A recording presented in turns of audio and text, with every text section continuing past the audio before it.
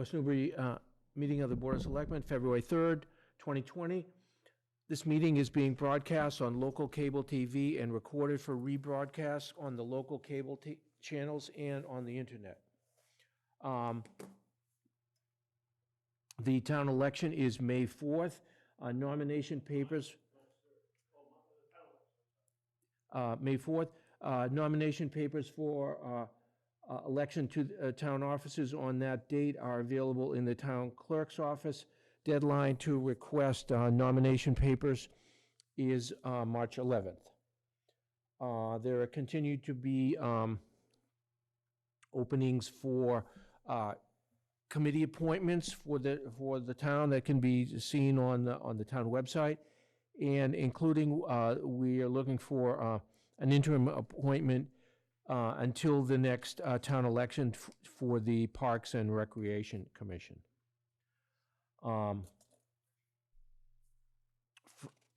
Any other announcements? The parade chairperson as well. Oh, okay. Yeah, you can see a little more detail on the town website, but we are looking for what do we want to call it? We calling it just chairperson or?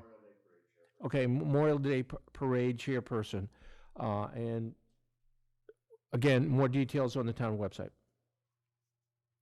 And that will be decided, I think we're going to do it in 2 more meetings, or?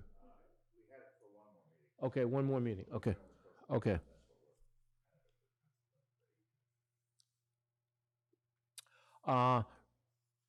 First item of business is the warrant for the March 3rd, 2020 presidential election.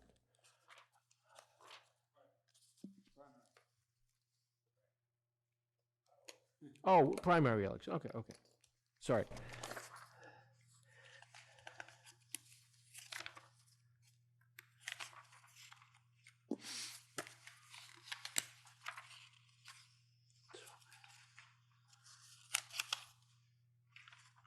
Here we are.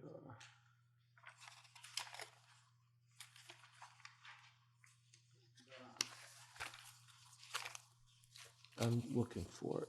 Oh, here we go. You got it? Yeah, page 12.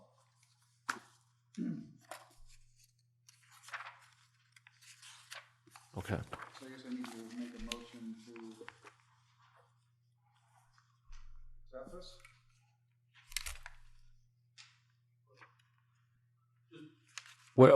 Yeah, Mike, what do we need to do? Motion to, approve the warrant for the March 3rd presidential primary election. Okay, all right.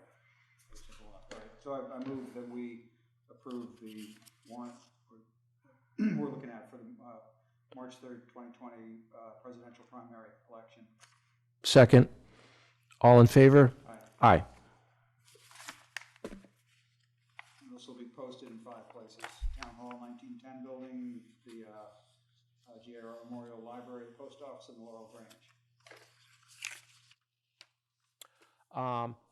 The next item is a review of the proposed town meeting warrant articles for the April 27th annual and special town meetings. The warrant was officially closed on January 31st. The few of these we can just discuss their pro forma, just the first 3 warrant articles. Article. Sure, okay.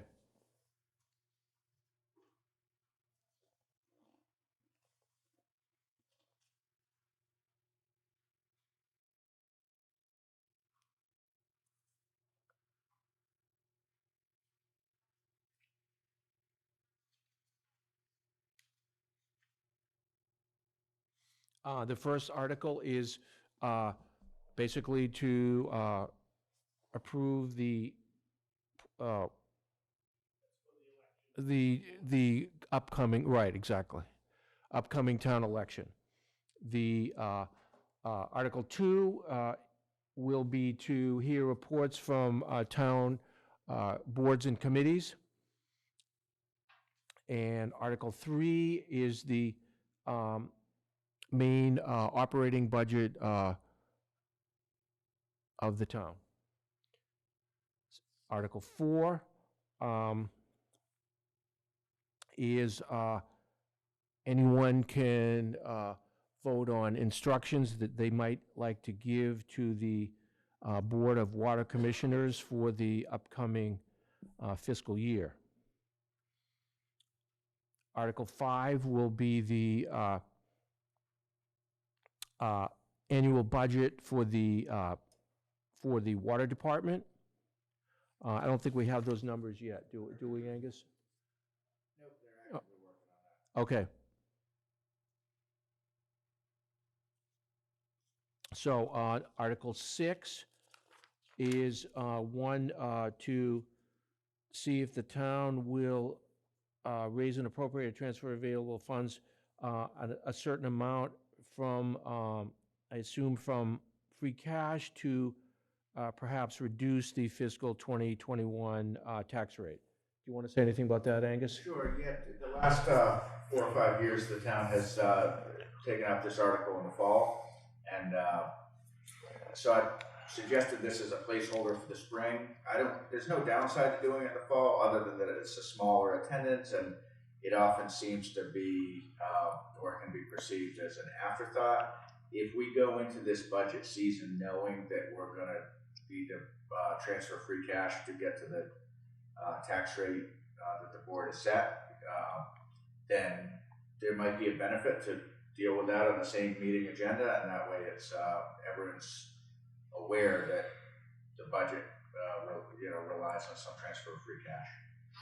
So, and I think the nice thing of putting it on there, you can always take it off if you decide as we get closer to the board signing the warrant that you don't want to do it. You can always take it off.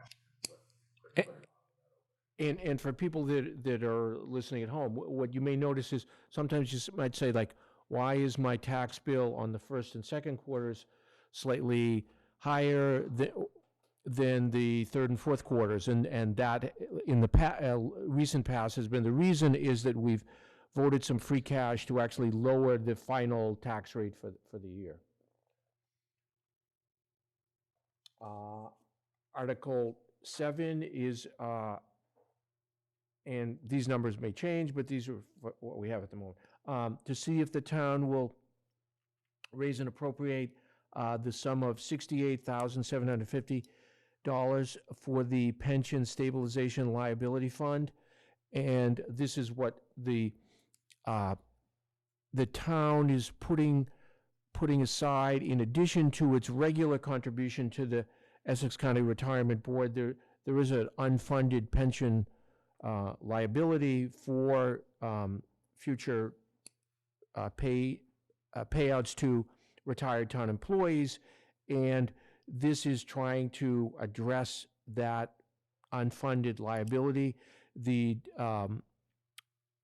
Division of Local Services of the Commonwealth recommends that we put approximately 10% of the amount that we put in regularly to the Essex County Retirement Board, and so that's what that's how the number of 68,000. That's where that number came from. So it's essentially catch-up for underfunding in prior years, is that correct? No, it's that actuarial assumptions change. People live longer. Okay. So it really is, and it's not exactly the same as the OPEB, but it's related to some of those things where you see the town's exposure may change because we're a small organization, so a single employee Can impact the numbers. Yeah. And also the lifespan is definitely a factor of why pension costs are going up. So the town is just being way proactive to pat ourselves in the back a little bit more than a lot of other towns in this regard.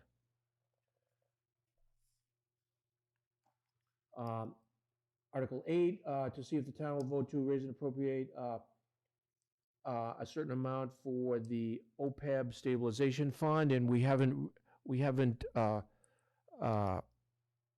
really got to that number yet, and it will be small, and it's basically just so that we keep it in the back of our minds that that there is, even though we have probably the best funded OPEB fund in the Commonwealth,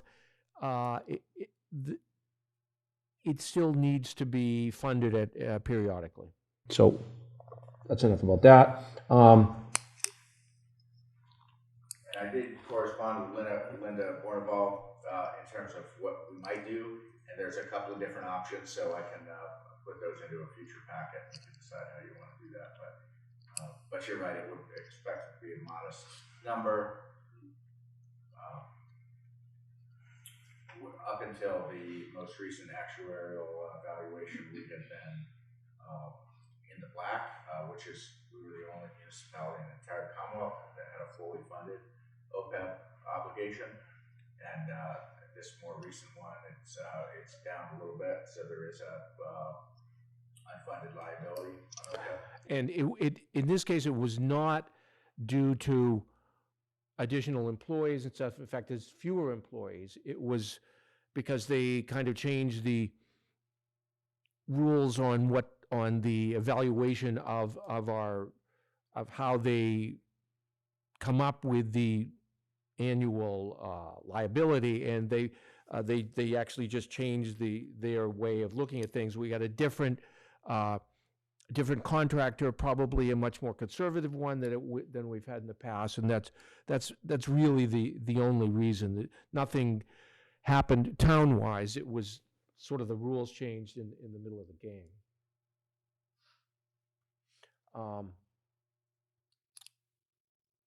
The next item is to see if the town will raise and appropriate a sum of $328,600 to go into the municipal stabilization fund that was ultimately for the school building fund. And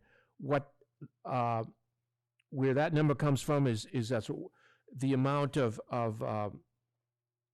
debt service that we have been paying back annually, and as that has been paid off, that number changes because the town's debts have gone, several of them have actually been paid off. So to sort of make the hit of the school funding a little less, we've been putting that money into a separate stabilization account, and this is the amount that is reflective of that to go into that fund for this year. But we still have to. That's not set in stone. People can change that number. That's just what we're recommending. The next item is a little confusing. It's sort of the inverse of that. So we've been putting money in the school stabilization account, but now because the bonding for the school project is actually taken place, we know we're going to have to be paying for in interest and principal on this, and so now we're actually going to take some money out of that school stabilization fund.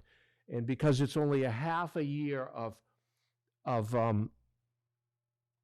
impact to the taxpayer this year in terms of the interest and principal payments to the school bond, we'll be taking $247,000. If you can look up there, which is sort of a half amount from what we had intend to take in the coming years, because the amount the town will have to pay in interest and principal will be higher in the coming years, and this is half of it.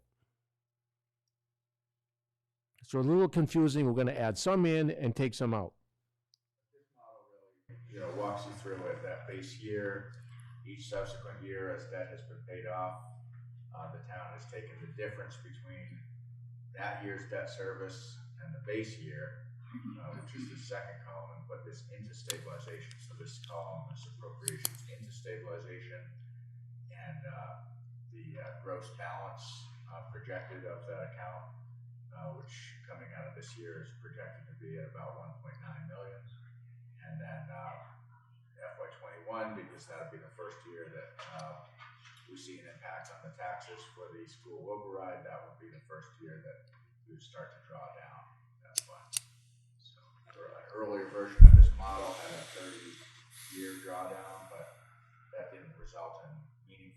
relief. So the board had set the direction for more of a 6 to 7 year drawdown. So that's what this model is based on. So looking out, past or to FY24, beginning in FY24, where there's nothing left in the school stabilization fund. Actually, I'm sorry. I guess it's FY28 where there's nothing left in the fund. Then we'll still be paying the same amount of money each year. It's just it will appear differently on the warrant.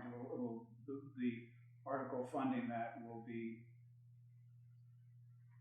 phrased differently. Well, correct? yeah, so the debt service will be built into the operating budget in Yeah. FY21 and going forward. Yeah. We did have a version of this model that had that 684,000 continuing to be put in over the whole life and come out, but everyone agreed that was kind of... It didn't make sense, Kind yeah. of silly. It's kind of silly. It's sort of two articles where you didn't need two articles. Right, but it is really important, for everyone to understand that even once that amount in the school stabilization account has been drawn down, the impact is still going to feel a lot less here than it would have. Correct. Because that 684,000, that base year, so to speak, is already built into what people are paying. Yep. So that amount of the debt service will not cause any additional cost. Well, and the other factor is too that even though inflation is quite low, it still exists, and so the impact of $10 in 2021 is going to be greater than that same $10 would feel to the average taxpayer 8 years later. That's what we're hoping. Yeah. The town will grow, even if only a small amount, and there'll be new growth, and the impact of the debt service should be a smaller percentage of the operating budget. Okay. Item, we don't need to talk about this much. Town will vote transfer 21,965 from the septic loan revolving fund. We do that. The town is sort of the banker for in this situation. We do this every year for last 20 years, so this continues. The next item is to see if the town will put money, in this case recommended $300,000, into the capital stabilization fund to fund existing and future capital projects. Item. This one's specifically for the Middle Street Bridge, though. This $300,000 is specifically for in anticipation of the debt for Middle Street Bridge. Okay, right. Not necessarily debt. If we do this, Correct. Yeah, right. of reconstruction, I should say, of the Middle Street Bridge, and anticipated to be done over the course of 2 years for a total of $600,000, which should be approximately our share of the reconstruction of the bridge. We don't know what the actual bridge construction costs are going to be yet because the design work is not done. But this is the estimate of our of a half of the total costs remaining to the two towns. So the remaining cost would be 1.2, and we'd pay half, and this would be half of our half. It's actually, more like 1.1, but to be conservative. Yeah. Yeah, so it's a $2.6 million total estimate. So 500,000 small bridge grant, 1 million of mass works grant, so that gets you down to 1.1. If that was split 2 ways between West Newbury and Newburyport, it'd be about 550,000 So Angus, maybe you can clarify some of the question I have. I thought that out of the Mass Department of Transportation grant that Newburyport had received, that some portion of that $500,000 had been spent on design already. Yes, but that's built into the total project cost. Well, okay. Yes. So Yeah, the, the total okay. 2.6 million is inclusive of design, permitting, Okay. including design to date. Okay, I didn't understand. I thought that the preliminary design where they, developed various proposals and did the site, the engineering work on the site. Okay. Yeah, So that's all part of that. That's all part of it. Okay, thanks.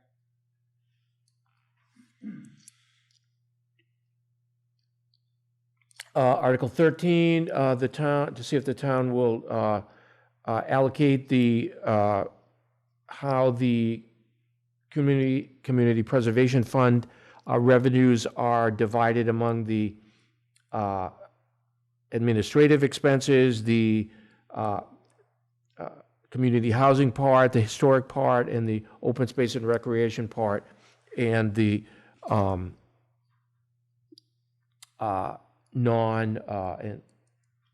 undesignated fund balance. So how that will be divided up. It's usually, the numbers are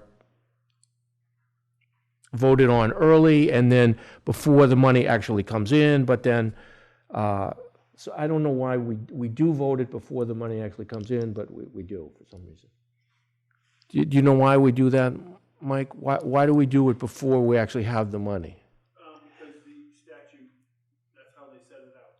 So and that is how it's been interpreted with the IG, not the IG, the Department of Revenue, to do it that way. So Okay.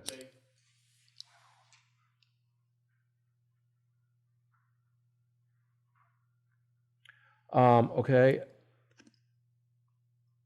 Item 14 is a request to transfer money from CPA money of $175,000 to assist in purchasing a conservation restriction on 38 acres of land off of Middle Street that borders the Artichoke, and this will be put in a permanent conservation. It's presently a wooded lot, and it will help preserve the reservoir. It will be useful for passive recreation, and also in terms of the town of West Newbury, it will help preserve as undeveloped land right next to the town's well field. Is now a good time for, Vanessa had some slides that she'd, Sure. so, Vanessa, do you want to take the podium? Yeah, sure. Pull up your slides.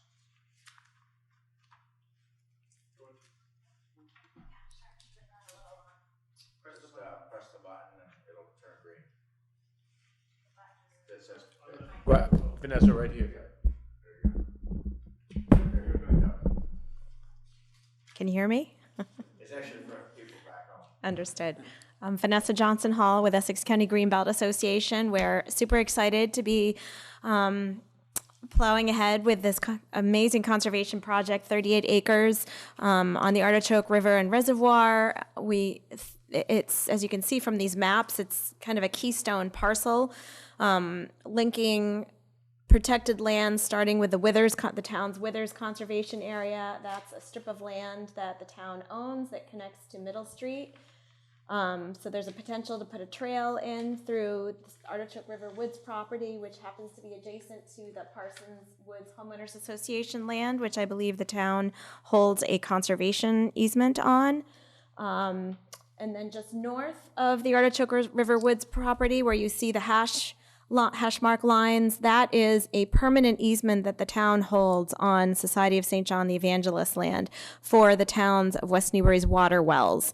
That little red circle is the location of the town well field.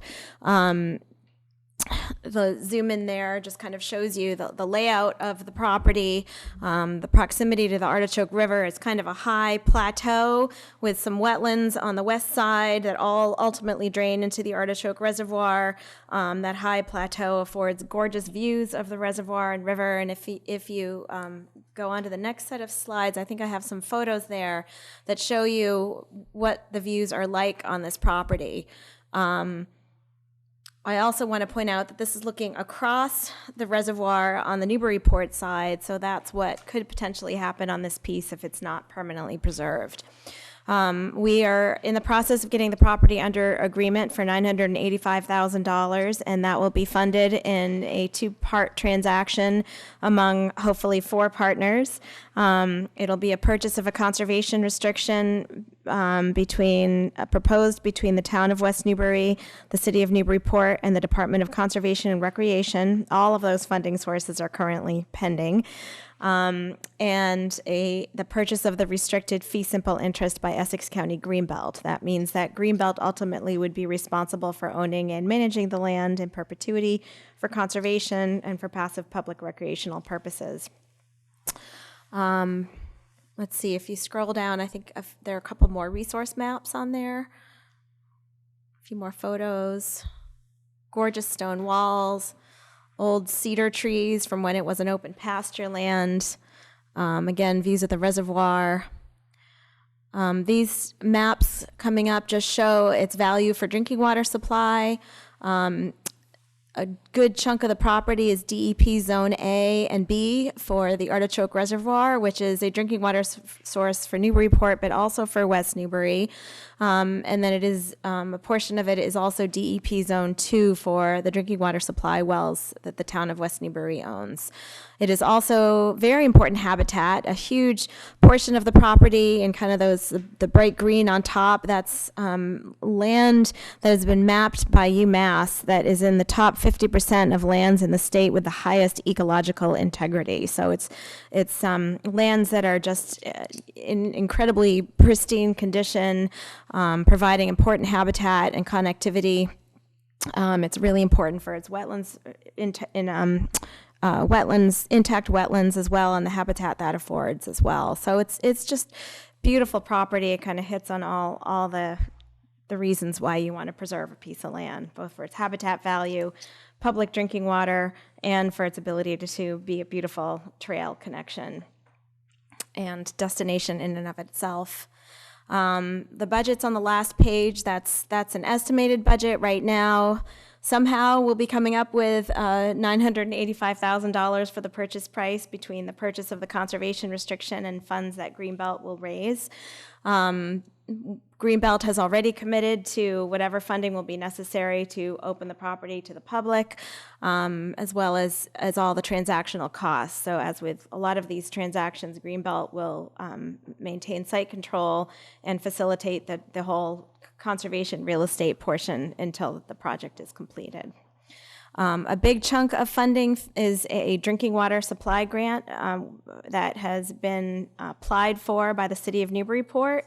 That would be $300,000. So that is also a pending funding source and part of Newburyport's, would be part of Newburyport's contribution towards the acquisition. But Vanessa, how long before that part of it is found out? From what I've been able to gather from the application, the state will award those grants sometime mid to late spring.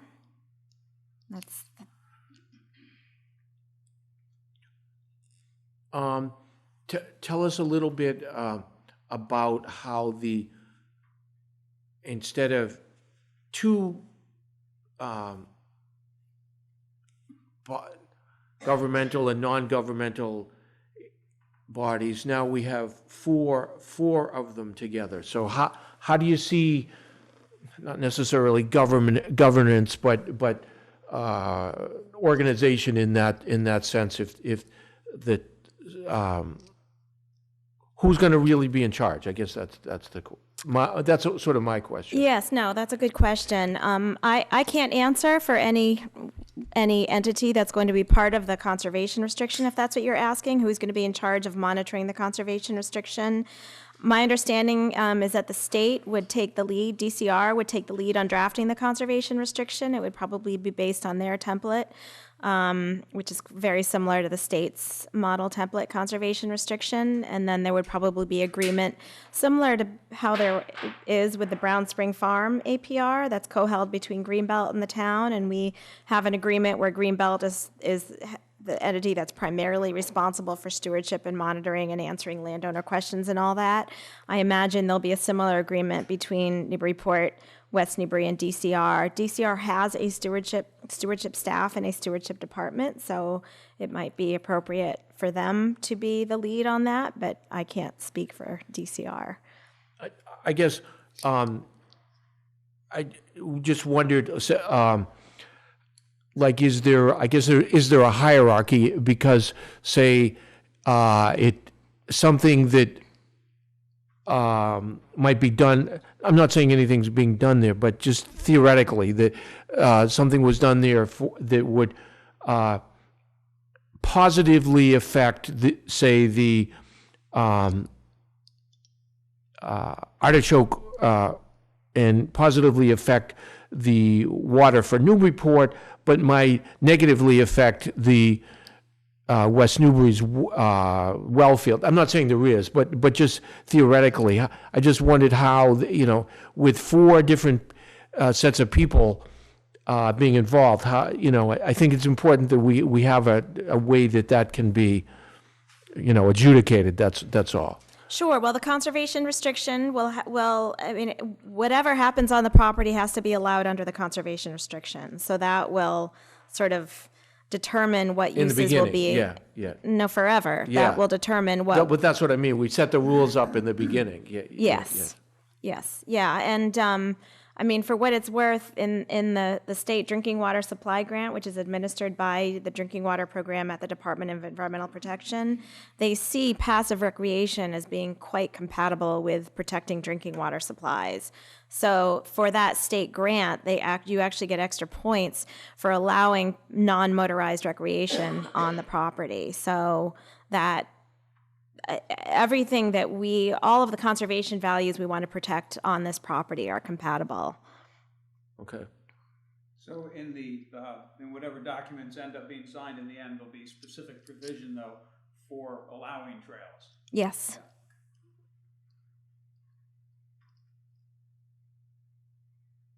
Would you again, because it's not this is Newburyport's reservoir. Was there any even minor discussion of the fact that they would be they would use this property to have a place where they would take water out of the put in pipelines and take water out of the river or anything like that? Not to my knowledge. I don't see that as being something that would necessarily be consistent with what everyone's been discussed to date. I mean, one thing that is acknowledged is that the most efficient, least expensive way to protect your water supply is to protect the woodlands intact around your water supply, and everything. In all my discussions with Newburyport, that's been a constant. We've all agreed on that. There is a little dam about halfway up there. Is there any electrification there? I'm trying to think. You think so or no? Okay. Okay. Okay. Any more questions? Okay. Okay. Thank you. Yeah, actually, on that dam, I earlier in the last year, I guess it was, when we were talking about the bridge, I went up and I did some rough measurements, just wondering how high the level was of that dam above the dam down by Route 113. Oh. So I kind of checked that dam out. I was curious, how high it was. Not that much of a difference. But that one would have to be higher than the other one, Oh, right? absolutely. Yeah, Oh, okay, okay. Absolutely. But I've got, actually, I think I have it in a note in my phone, but it's maybe 4 feet at the most.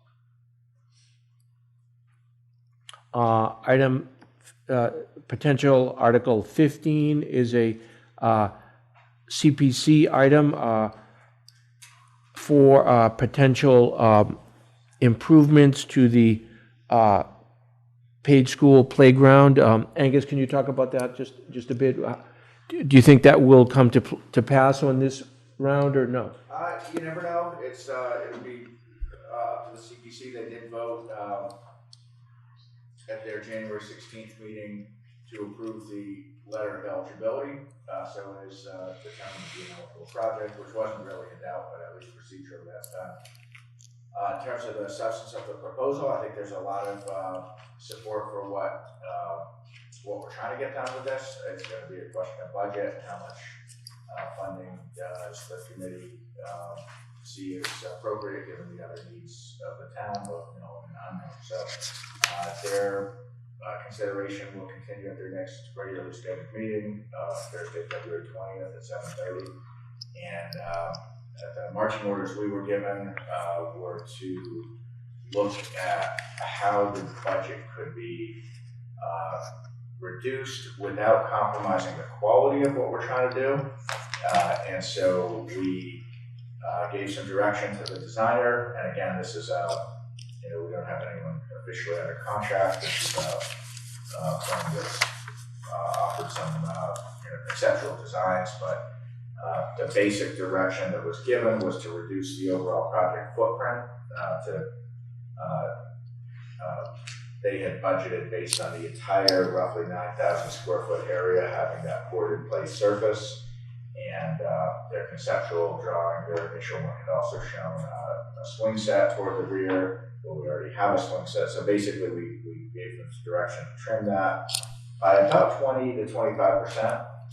So that reduces the amount of poured in place surface and the swing set cost.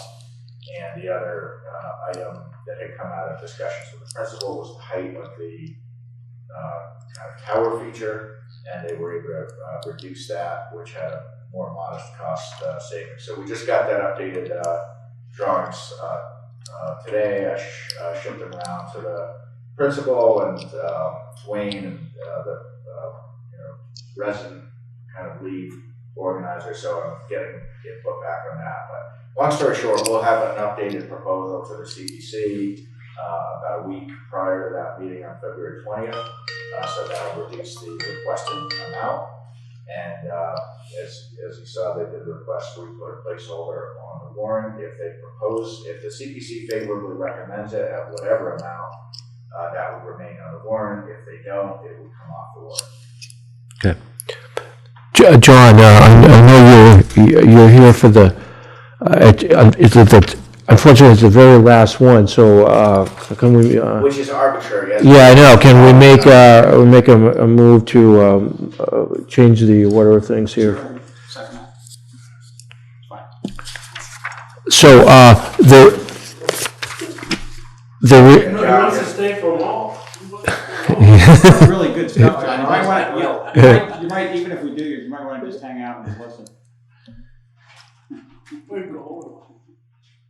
is toward the end of the warrant is where the category bylaws / others.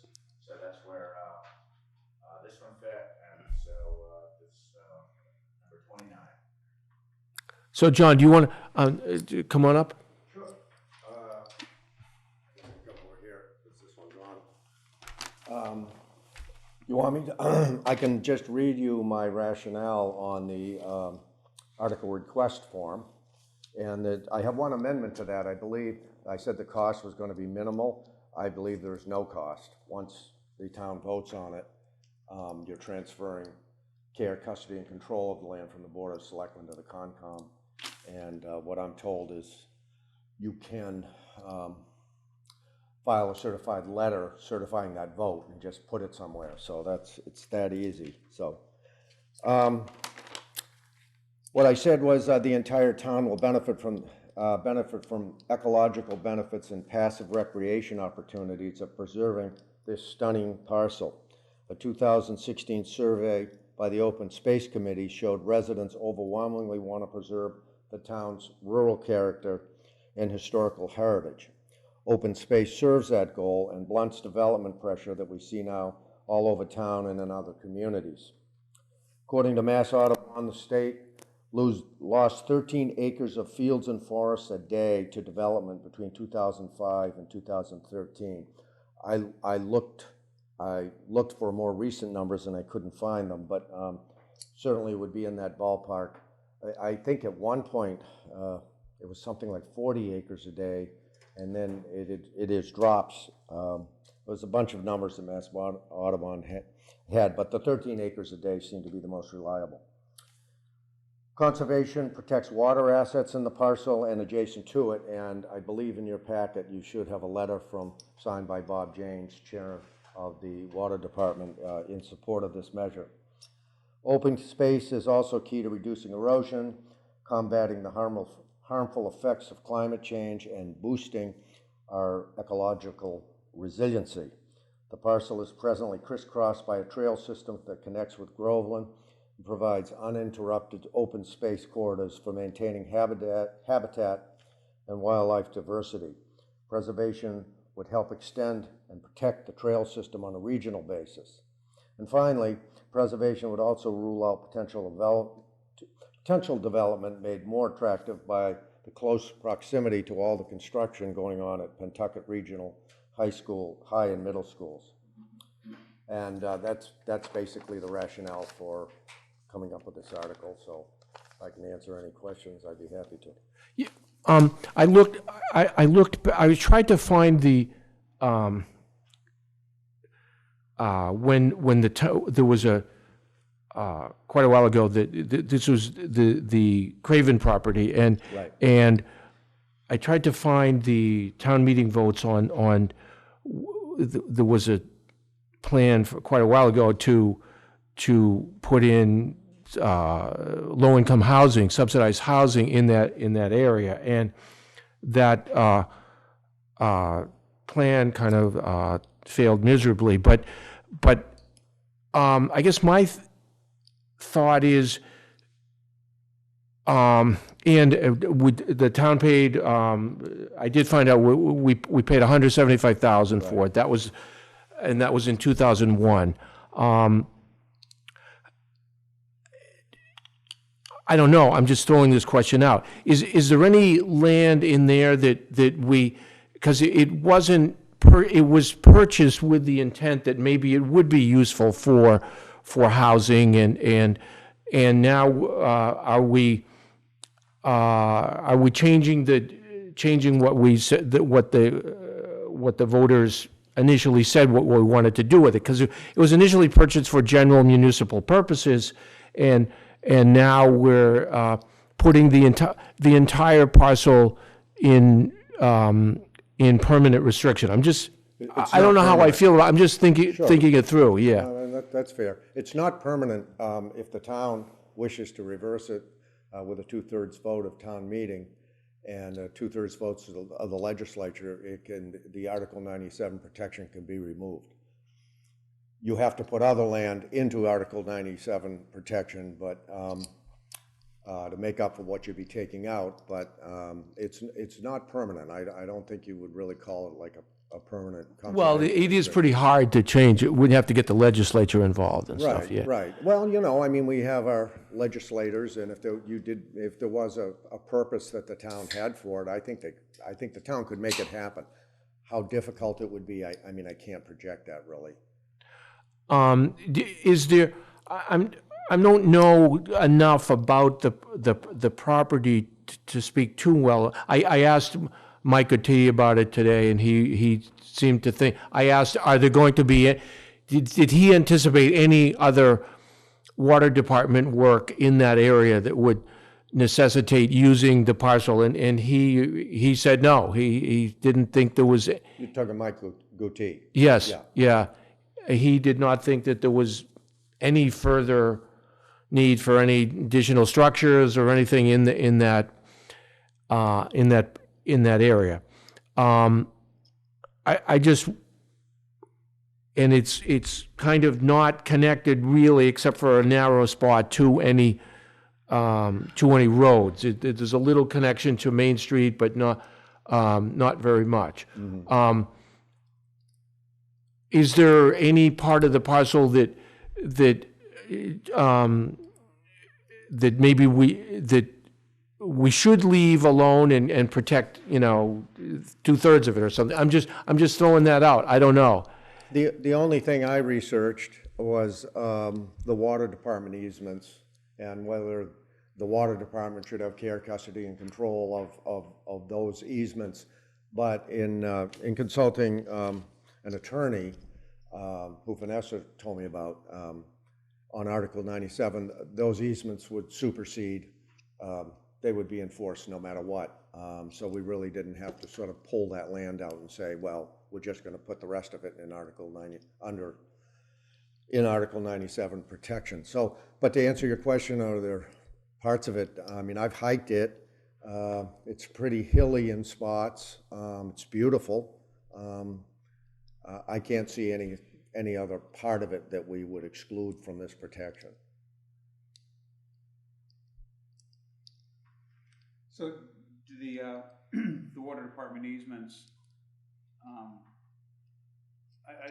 don't know what the wording is like on the easements, but I assume the water department has, full ability to do anything they need to do to, so we're building a new tank now, and that's gonna last for a long time, but Right. it won't last till the end of the world. And, It'll outlast us. that's true, but, we're supposed to be thinking out past there. So, or hopefully we are. Yeah. So, does the water department have flexibility to do whatever they have to do looking out in the future? That's my understanding, and we would not Yeah. be proposing anything would interfere with what they would need to do.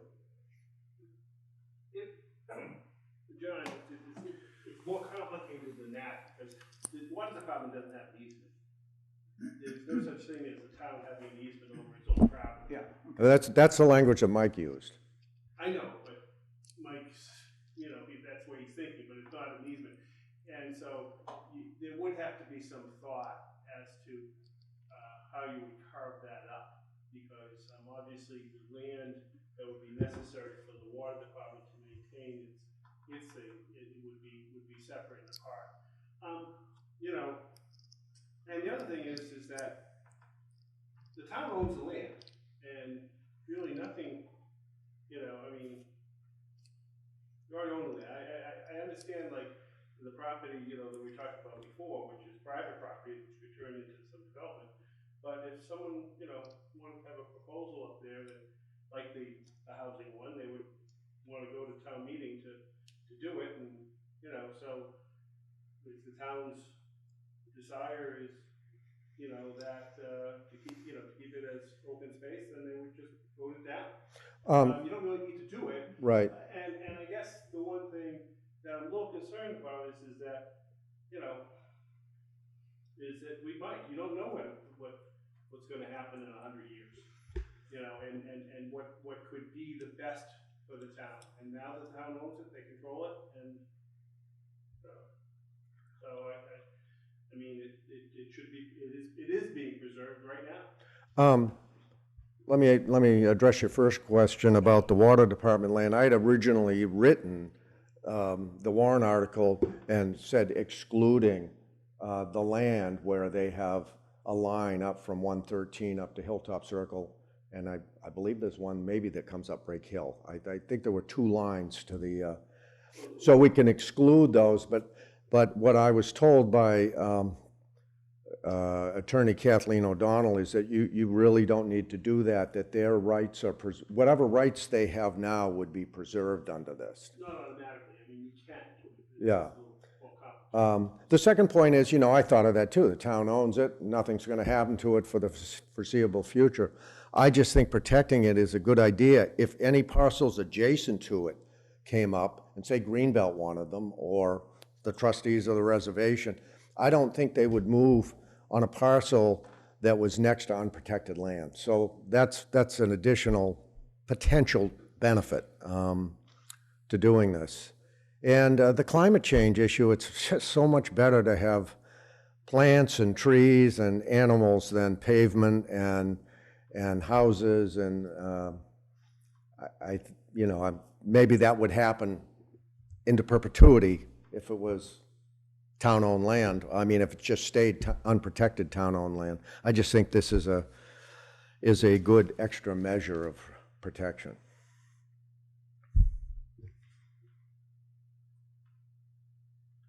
I just want to make sure that the water thing is nailed down perfectly, yeah. Yeah.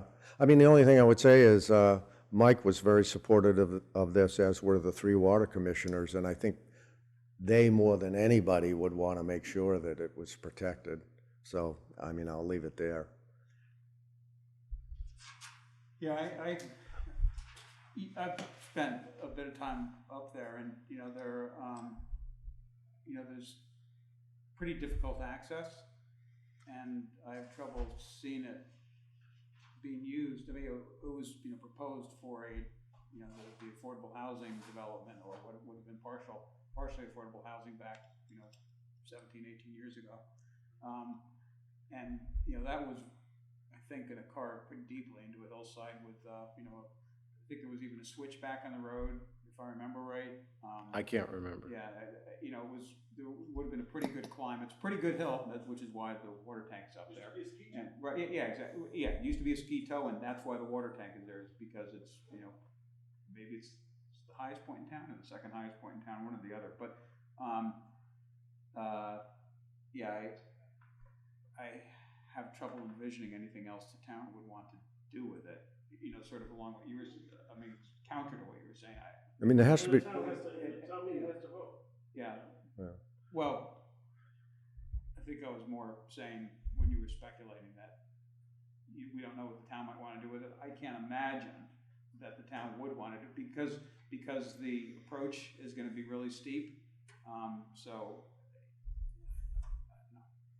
There has to be a reason that 116 acres sold for $175,000. Well, yeah, That might have been. My understanding was that they'd attempted to perk that not once but twice, and so it was proven that you couldn't put housing up there, Right. Practically, at least not using conventional,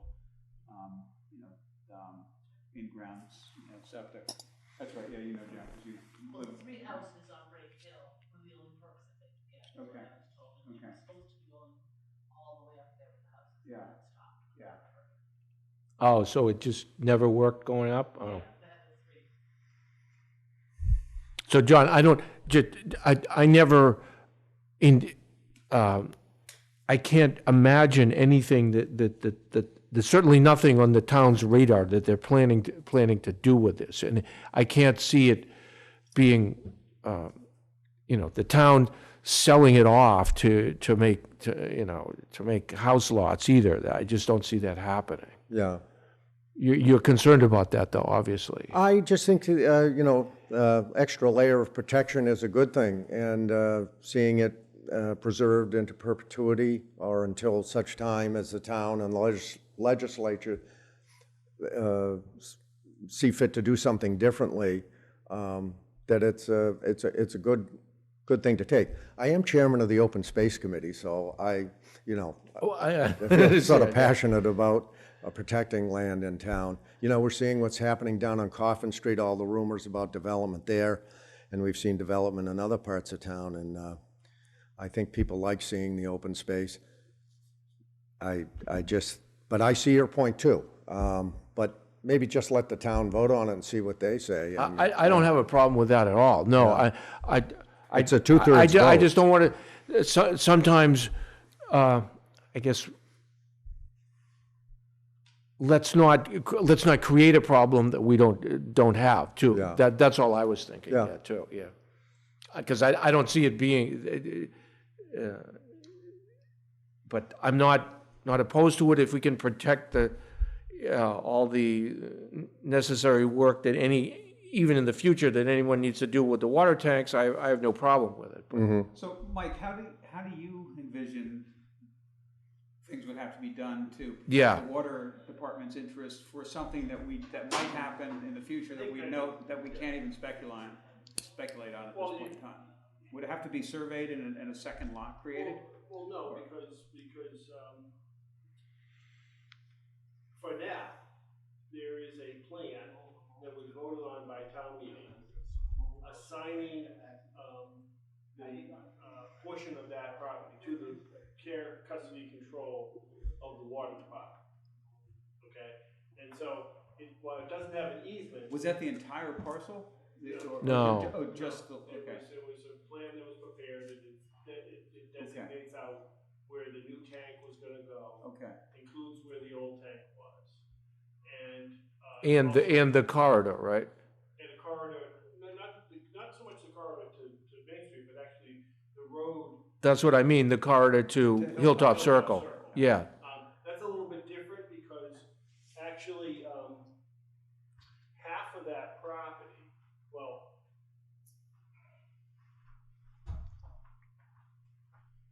this property here, R2, and this property over here. Those are town.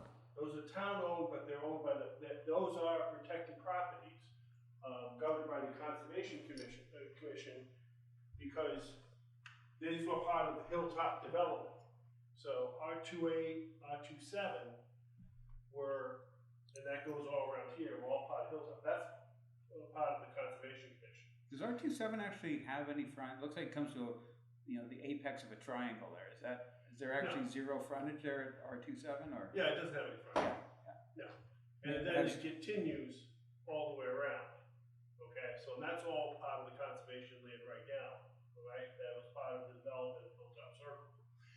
The exception was this roadway that was reserved and given to the town for the purpose of access to this back land. Actually, it was reserved by the developer, so he could access the back land because they had some thoughts of building a road back there in front of the development. That was back in the late 70s.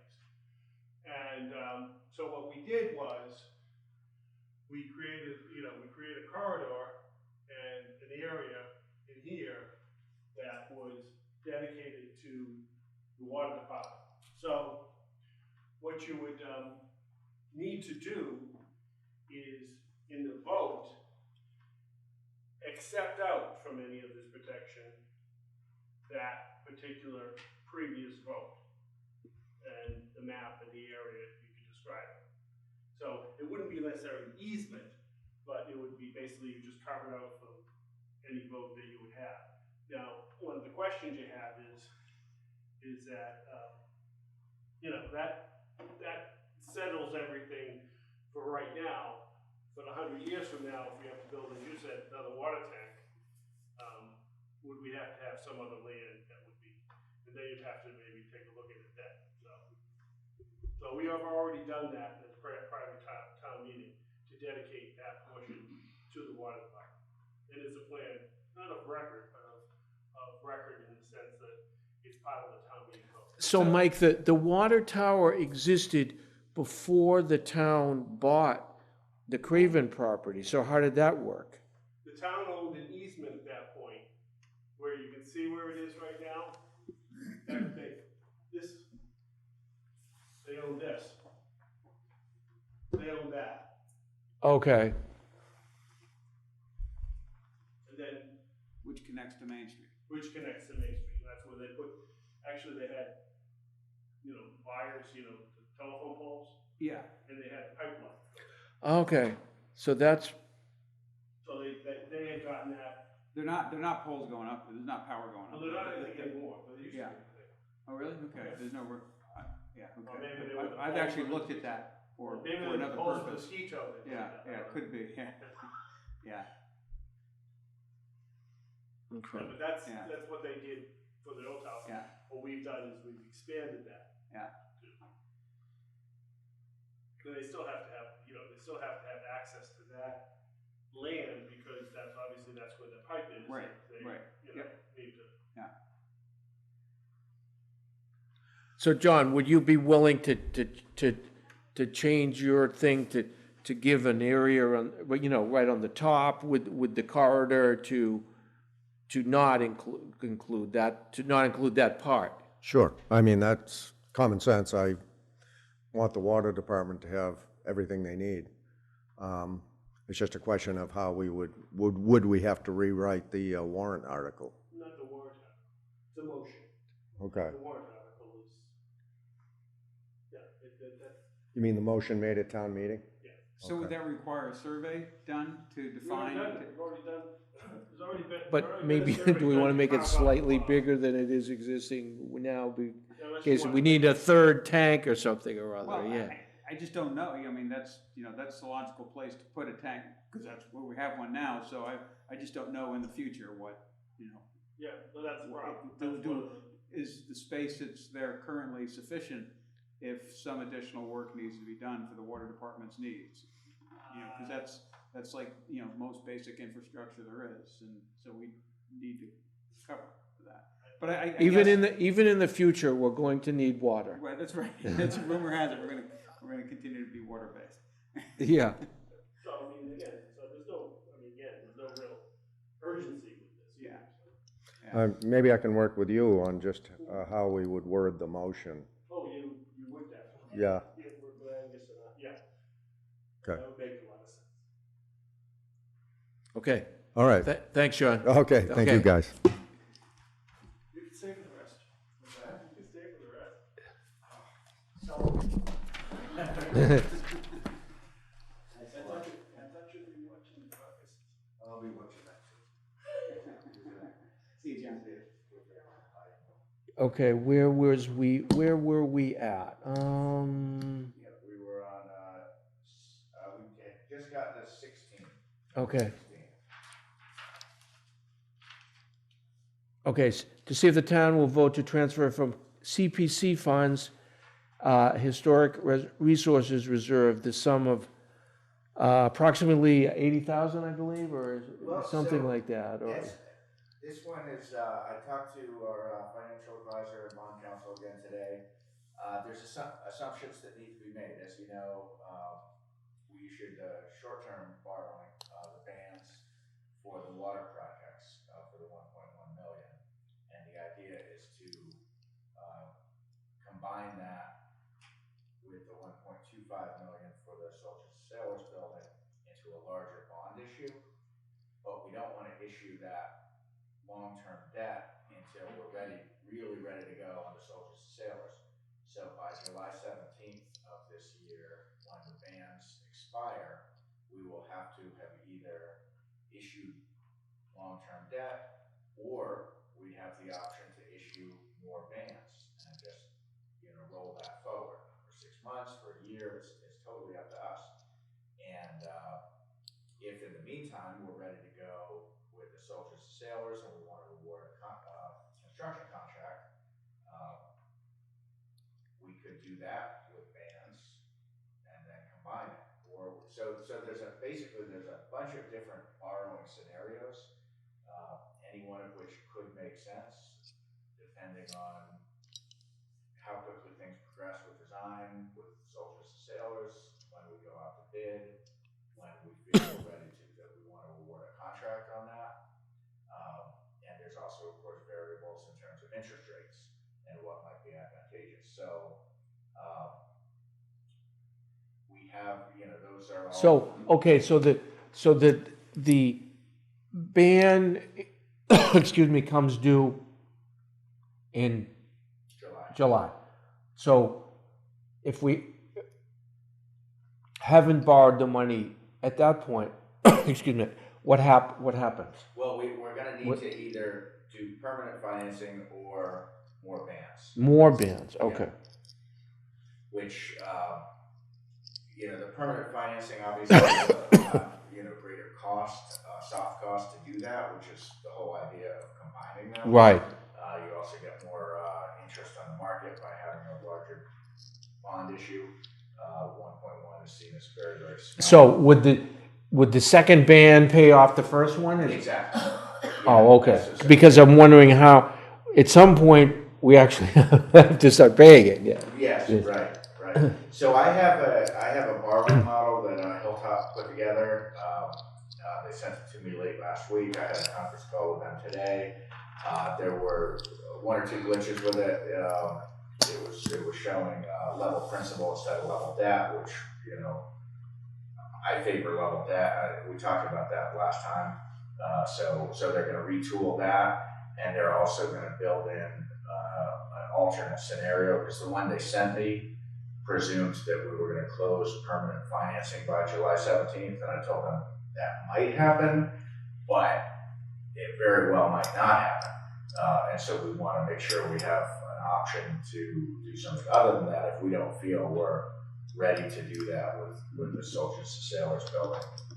Because if we're gonna close that long-term borrowing by July 17th, we're really gonna need to know that like 100% at least 6 to 8 weeks prior to that to get all the legal requirements done.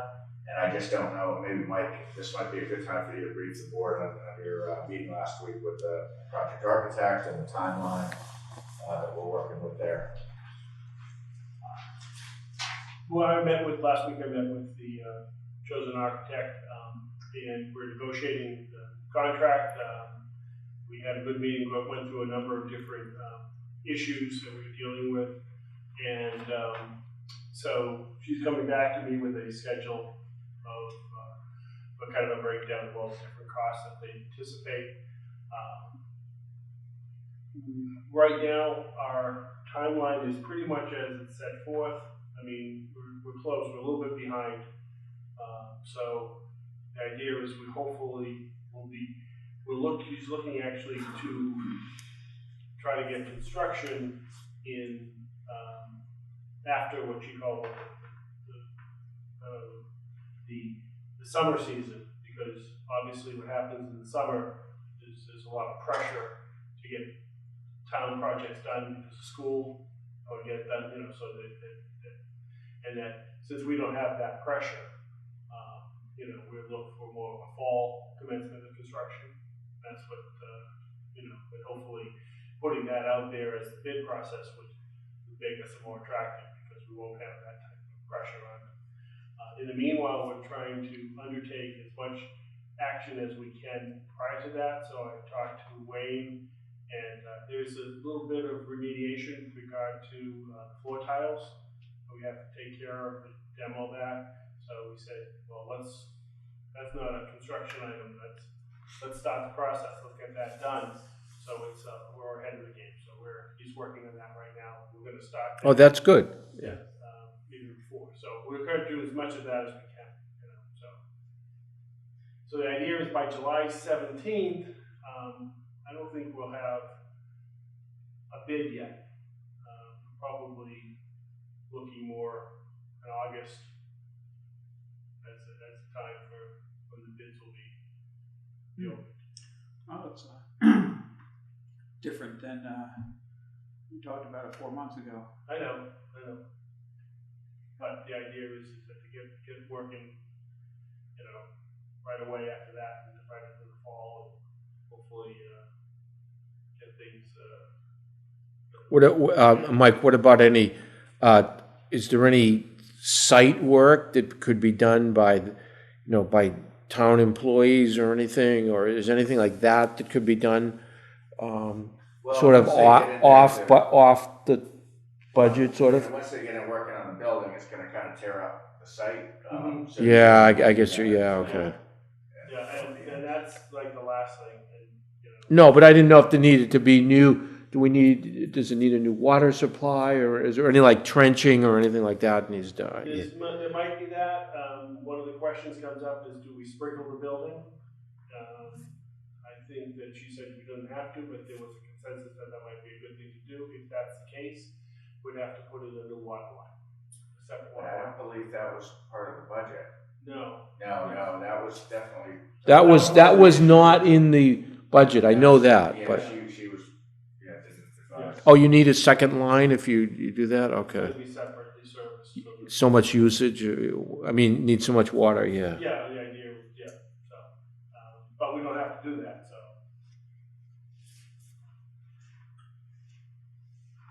So getting back to the placeholder article,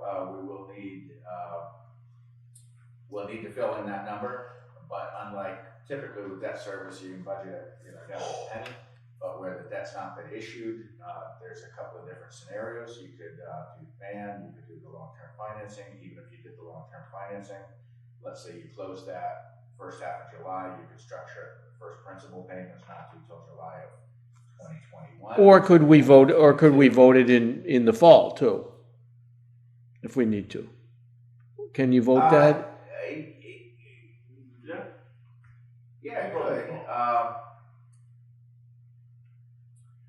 I don't know if I would want to, because I would want to be in a position to. Oh, no, I mean, Yeah. to correct whatever number. Oh, if the number is insufficient, yes, you could go Yes. back in the fall, yes, for sure.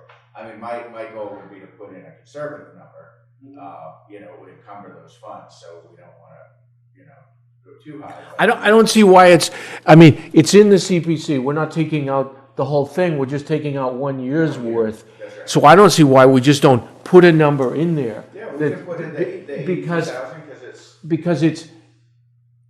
it's 1/20th of the amount or so. It's not a huge number, and it's not going to affect. We're not going to earn very much interest on that small amount of money anyway, or it's going to sit there until we actually need to pay it. I think we shouldn't take this off. We should have it there with a number on it. Yes, yep.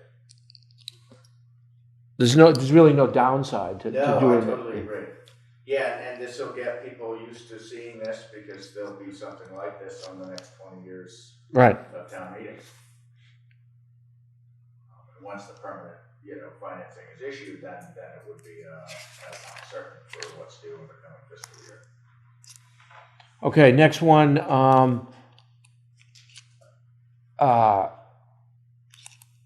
Proposed funding from the Capital Stabilization Fund, a purchase of a $229,000, that's a big boy, new dump truck, plow, and spreader.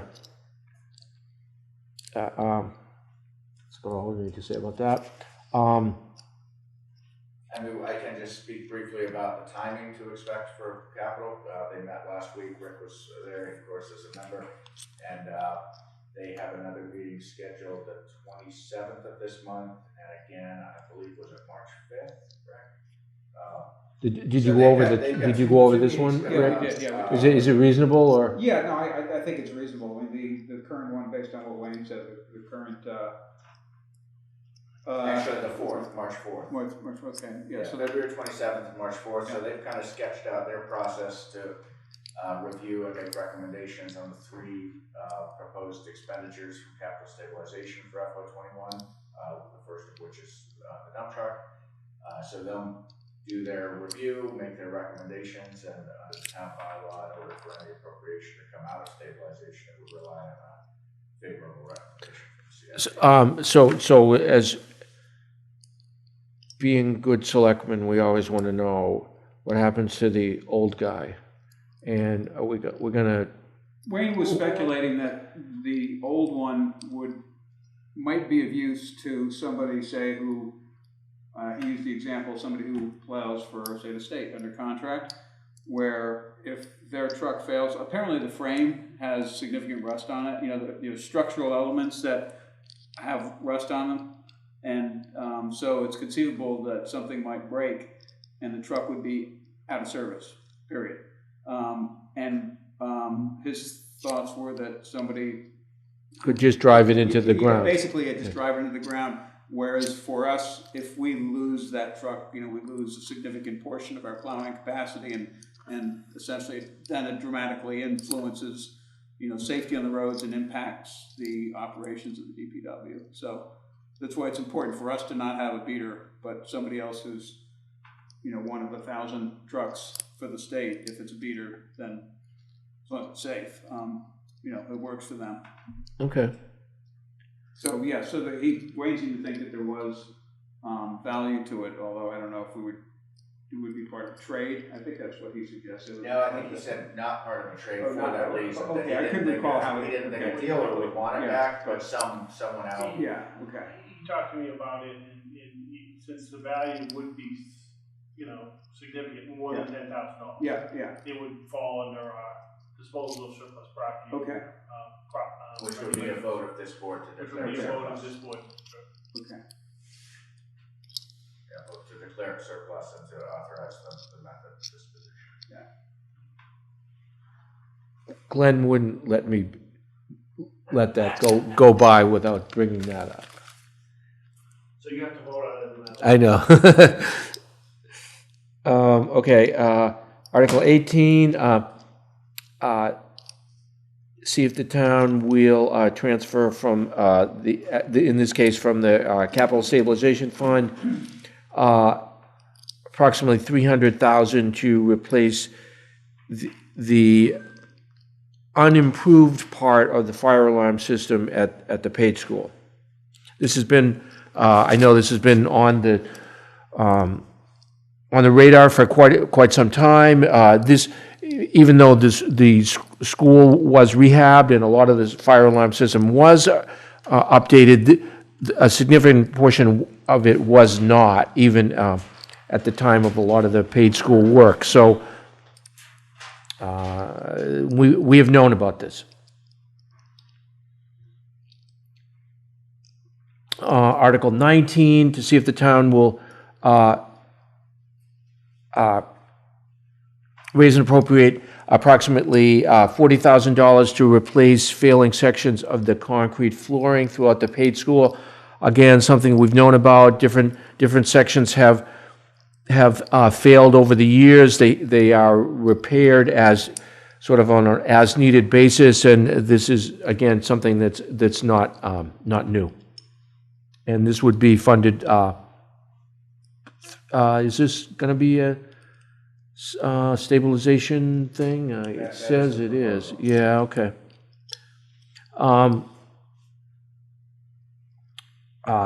Is that actually on the Capital program? Yeah. Yeah, it's on as a multi-year expenditure, and we did talk at last week's CIC that in the past I know Gary can propose some of this out of free cash just as warrant articles, but because it really does meet the definition of capital, we feel it's appropriate to put it through the capital process. So we're making repairs this isn't just patchwork. We're really repairing it so it's going to last. Yeah, and in fact, there was some really nice visual exhibits that were presented at the CIC meeting showing and some of this you've probably seen when they've torn up the tile and the grate and it's eroding and the replacement. It's cracks, yeah. So much, there's some remediation that goes along with that because of the nature of the tile. So it's definitely not a cosmetic thing. It's a work at sure. Article 20, to see if the town will vote to raise and appropriate or transfer available funds, a sum of $39,150 to fund improvements and repairs to the Council on Aging, Public Safety, and old DPW garage. So I don't know too much about this. So the article request form basically includes more detail on what has been identified as needs. Why would these not be just, building maintenance, operating?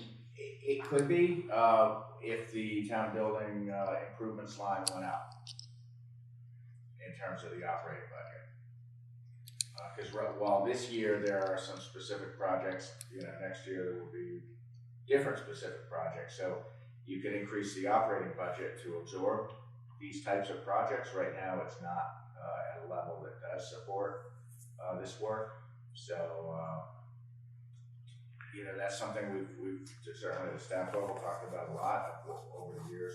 Why has so much been funded through these articles rather than setting the operating budget at a level that you can do these things. So and one thing I think that on this one I'll have to hear from Wayne about this, because 10 or 15 years ago we were going to scrap the old garage. That it was no. You're talking about the Park and Rec building. No, the other building, when we built the new DPW garage, the feeling was, well, this thing is so bad, why are we putting any money into it at all? I heard that.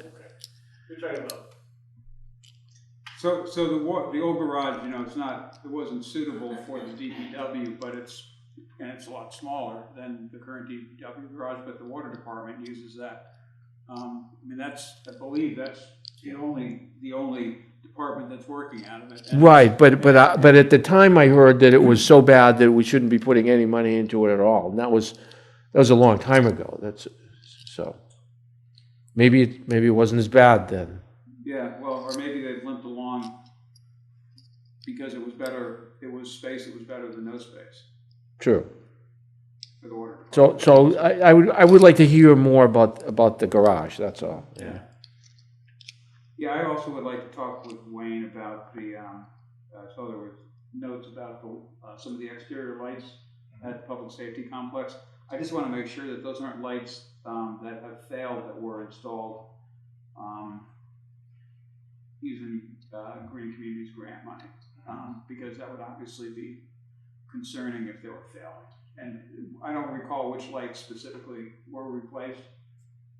So we just. Oh, is that one of the problems, Rick? Yeah, but under somewhere up here there was a note that one of the issues was failure of some of the lighting. I guess there were leakage problems around the lights, or it wasn't clear to me exactly what the issue was, but it was something related to some of the exterior lights at the public safety complex. Now, I know there were exterior lights, like full cutoff lights, you know, so they didn't shine off on the neighbors. Oh, right. When the building was built, I don't remember which ones were replaced using the Green Communities grant money, but I'm just hoping that that's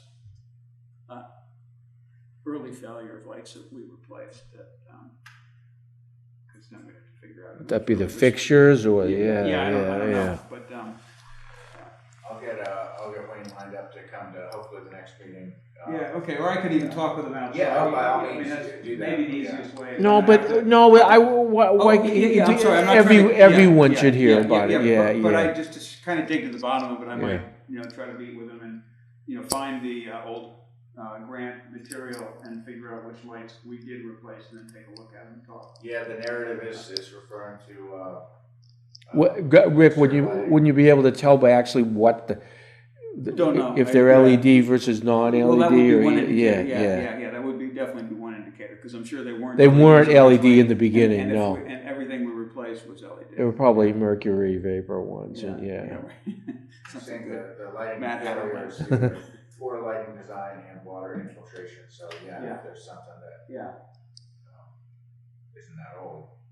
So we'll just have to take a look at that. Article 21, if we have more snow, we will probably end up with a snow and ice deficit. At the moment, we are not in a deficit. Article 22, special town meeting to see if the town will vote to raise from available funds or transfer the sum of $3,800 for operation of early voting for the state primary and for the November presidential election. So for the primary, there will also be early voting, correct? No. Oh, no. No, and so what we should do is we should adjust that to say to pay for the operation of early voting for the November presidential election, but then and town elections.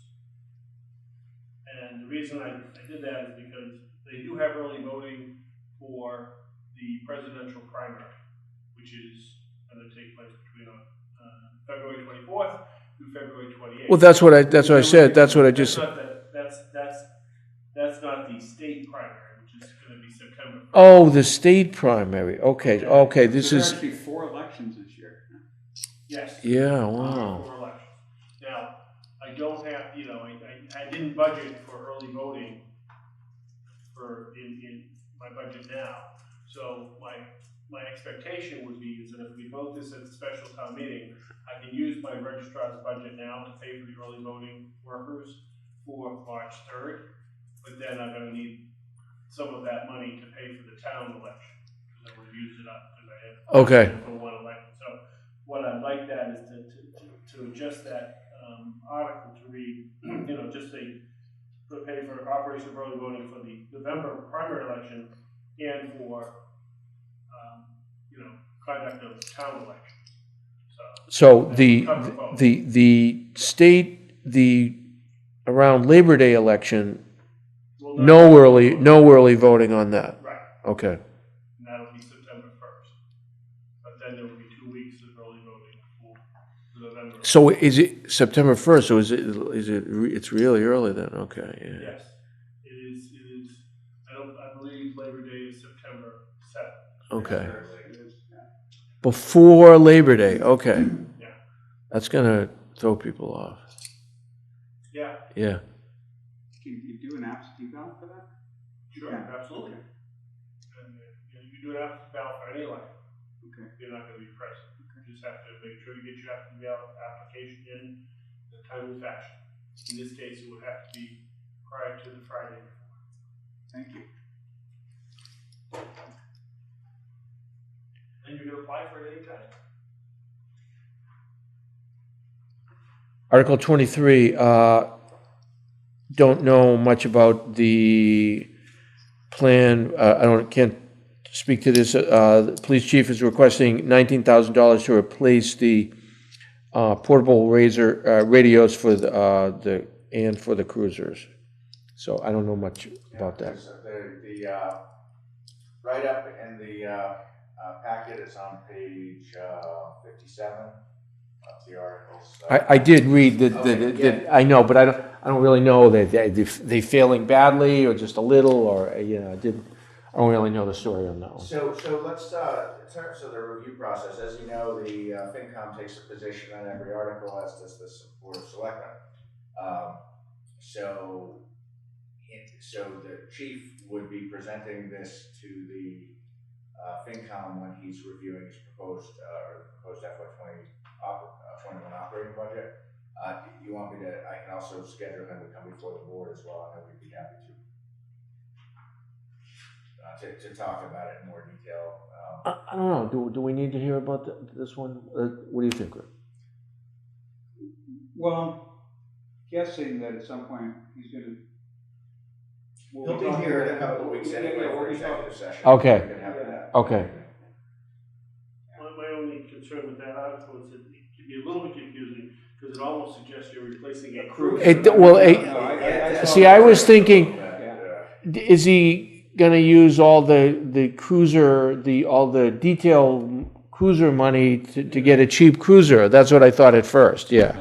So you might want to Yeah, we'll adjust that to say. And so do we want Cruisers. free cash for that, or what are we doing? that would be the assumption. Yeah. Article 24, and why are we doing this? We're just going through them to see if there's any that we think should be not even go forward. And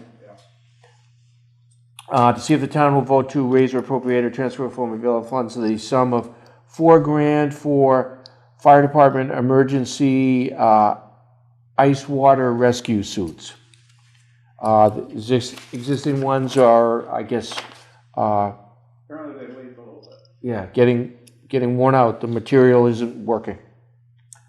I was told I actually went down. Oh, you did? They had a training last week, so Mike Dwyer was wondering if I wanted to observe, so I went down and watched him for a while. And apparently, duct tape only covers so much. I would. No. It sounds like they've prepared what they could, but they leak now, and it's not as good when the water's cold. I kind of like there's the picture. Yeah, they're really stylish. They are. It looks like that. If you ever saw the movie Deadpool, it looks like that character.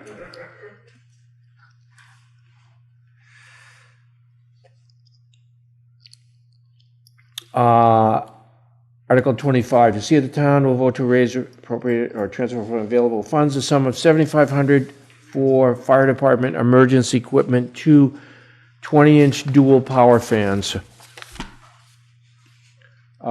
Any comment on that, anybody? Yeah, I saw the write-up on them. I've never seen a fan like that that runs on a battery.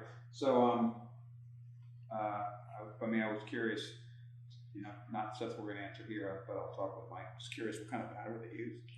I saw that they were, The kind of life they get. were batteries, Yeah, like, yeah. how long can it last? I Yeah, don't know. yeah. It lasts for a while if you run at high speed.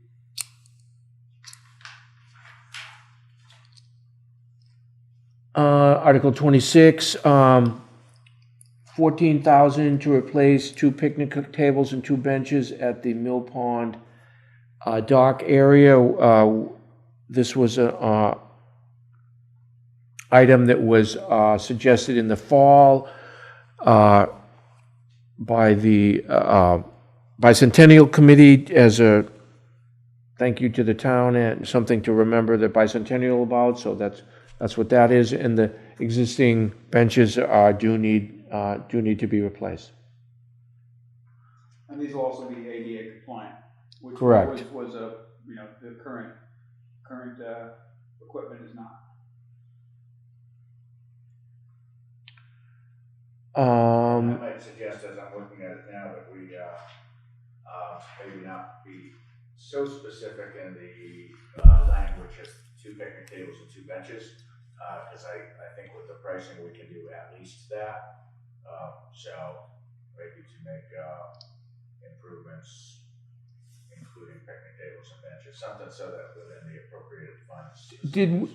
Did we end up doing some of the site work already, or no? We didn't actually do it. There was a meeting with the Concom to you know, make sure we understand their requirements.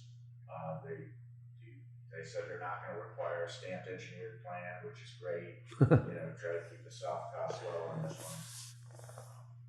But there were going to be small Footings. poured pads for both the benches and Yep, the poured tables. concrete Yeah. foundation for the benches and tables, Yeah. and a stone dust path from the parking area to at least one of the tables. It's a percentage of has to be ADA compliant, not every last unit, so that would be a design and budget issue. So wouldn't you wanna, instead of saying replacing tables, is to say something like, you know, the design, purchase and installation of picnic tables and benches? That's way better, yeah. Is it worth putting a note there that they will be ADA compliant too? Well, I think that could be part of the explanation of town meeting. Yeah. You know, because people will say, it's an expensive table.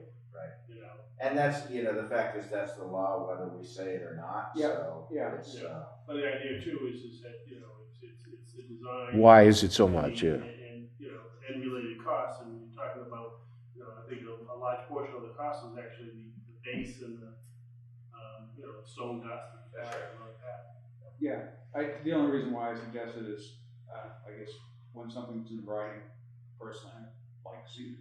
I think in the rationale in the FinCom booklet okay. it would be a good place for that. Yeah. Okay.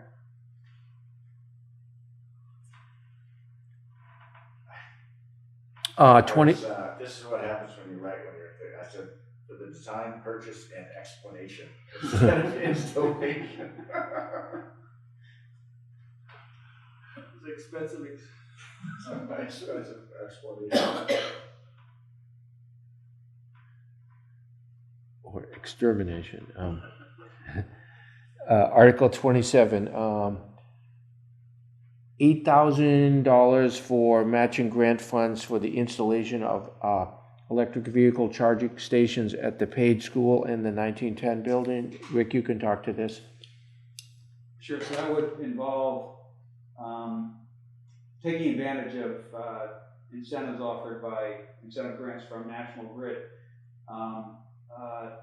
That would involve 2 double charging stations at each location. So essentially there would be, I think it's going to be two pedestals, each pedestal having 2 cables, 2 charging plugs at each location at the Page School in the 1910 building. And in each case, there will need to be a new electrical service, and trenching. It's going to be fully paid for by National Grid, with the exception of $4,024 at each location We don't have confirmation back yet that National Grid is going to cover the full cost, but from talking with the National Grid rep and then the company that's actually quoted the work, there's, we kind of expect that this is going to fly. So it's actually an incredibly good deal.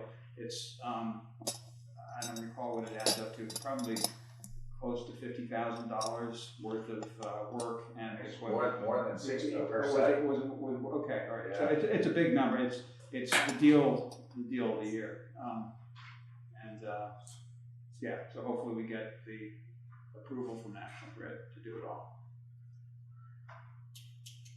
Yeah, if you look in, we've got the quote for one of the, actually, they're both in here, but yeah, so just for example, the town, the 1910 building, they're showing a total project cost of $73,538, netting out the various incentives, showing a net expense to the town of $4,000. Yeah. So it's a good deal. Unbelievable rate. Yeah, because I didn't remember how that. So Rick, let me ask you this. Do we know, the connections that we will get now, is it pretty much that this is going to be like, like USB, that everyone is going to accept using this particular connection, or is General Motors not going to use this one and Tesla is, or you know what I'm saying? The Yeah. connections that they're using, I don't remember there's like an industry designation, I don't know what it is, but generally speaking, there are, type 1, type 2 chargers that use this plug, which is the same plug. So these would be what are referred to as type 2 chargers. There also are type 3 and type 4. Tesla has their own deal. Tesla offers an adapter so that you can charge off of one of these plugs. Okay. But these will charge the majority of cars. So do you think this is going to be the industry standard? Yeah, it is the industry standard at this point in time. With there are exceptions, but there are limited exceptions. And so this is just for looking forward 10 or more years, we might have 20 at every town. Who knows how that's going to build out?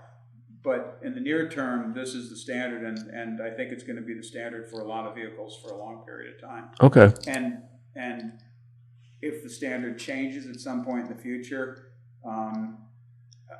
there would definitely be a cost to change to a new standard if we felt we needed to.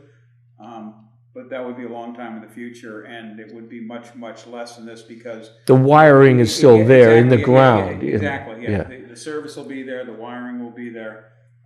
They're both being somewhere in there. I should say. I know the Page School one. They made a note that there was somewhere there should be a note, or maybe it was elsewhere in the verbiage. But there's excess capacity essentially being built there, so that in the future more can be. Yeah, it says handholds for future stations. So the conduit is sized. Everything is sized for additional stations in the future. So whatever you had to put on in the future, you could do.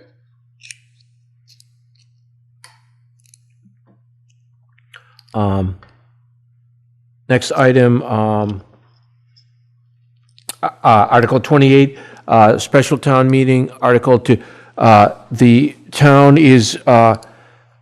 did not fund fully the Essex Aggie FY 20 line item, so the additional 16,443 is needed. An additional student from the town is at Essex Aggie, so that's the reason for that. The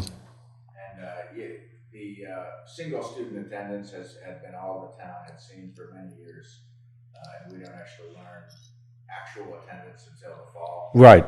So I think what I've talked with the board about in the past is, I think what makes sense is to continue to fund it every year in the operating budget based on our best estimate of attendance for the next year, but to get into the habit of having a fall town meeting warrant article as a placeholder if needed, so that by then, when we know actual enrollment, if there's, if it's more, that we can do it then.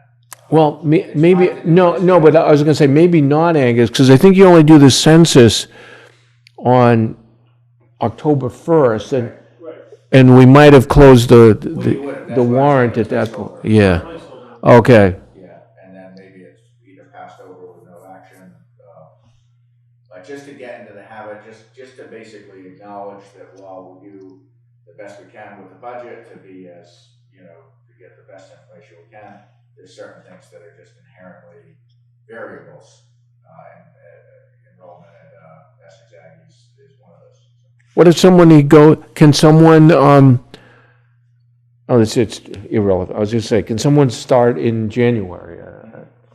Yes, yeah, when I talked with the business manager down there a month or so ago, or 6 weeks ago when we got the invoice, she said even October is not the last, I mean, it's officially when they do this enrollee census, but something could happen later in the year and we get a bill. So it's just, there's variables there that we'll never. Okay. Budget process. Before you move on, I had forgotten to mention for item 26 for the benches and tables, the intent there would be for special town meetings, so we can move forward this season. Okay. So I wanted to point that out.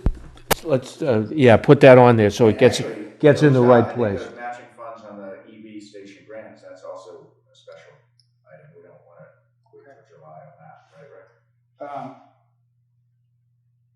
Well, we can if we have to. I think. But we don't have to. Yeah, if we don't have to. Then Yeah, why? yeah. Why wait?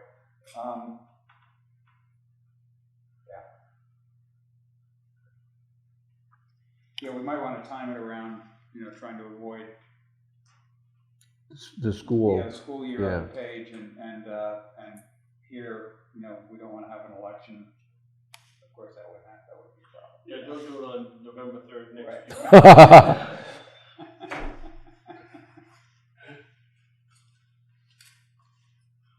Good point. Where are you? 29. Special town meeting article, the town was underbilled by National Grid for natural gas. The meter was not sending to the however it works, to the computer, the little handheld thing that takes the billing. So the town was only informed after the town made efforts to inform them that they weren't being billed. That finally, National Grid did bill, and through negotiations, this is the amount that we owe for part of 2017, right? Or is it 2018 and 2017? Those, yeah. It was 17 months total, right? Yeah. So $20,000. It seems like a lot, but it's for quite a significant amount of time. 2 winters. Yeah. Yeah, and it's important to understand there's no interest or penalties in here, and once they got to the bottom of the issue, there was no doubt that the gas had been used. It just hadn't been through the transponder failure, hadn't been reported properly, hadn't been billed. You could have taken some pictures with everybody in fur coats in the hallway or something. So explain to me why this is not one of those 9/10 things or whatever. This particular one is because what we've looked at is, the money should have been there anyways, meaning we had the money. You didn't overspend the budget. Okay. But number two is more importantly, is that since we kind of renegotiated the bill payment, we've had what's called a novation, so that the bill that we received is actually from this fiscal year. And we received a good, it's like, imagine someone forgot to bill you for something. And Yeah. didn't send you a bill. You actually received the service, a goods and services. Right. You just got the bill today, so, that's. Okay. So, basically, because they were just billing you zero, basically. Well, they're Yeah, billing us that, no, they're billing us just a standard amount, but then once they found their mistake, they billed us the entire amount plus interest, and, you know, at 1% per month. And so then when we met with them and talked with them, that, you know, they agreed to waive those particular charges and issue a new bill, which wouldn't be due until the end of May, I believe, right? That's right. Yeah. okay. So it's basically a new bill. So so we have not paid this yet? Correct.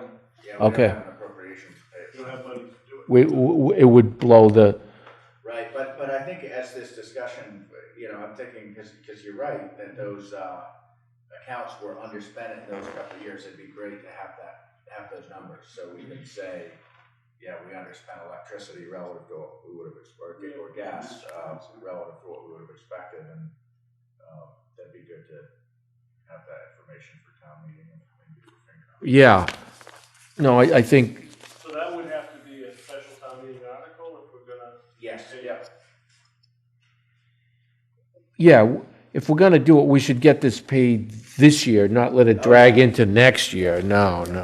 Well, once we make an article on it. Yeah. It's not subject to fiscal year. And I guess it would be most appropriate to take it from free cash, because the idea is. That's where the free cash came from. Right, yeah, exactly. Yes, That was the yes. source of the free cash. Totally. Yeah. Parks and Rec, to see if the town will raise and appropriate a transfer from available funds a sum of whatever to engage a consultant to review and make recommendations to address parking concerns relating to the Pipe Safe Hill recreational area. The scope of such study to include the adjacent Dunn municipal-owned land. My thoughts on this is, I think that we should have a relatively low number there. I don't, I'm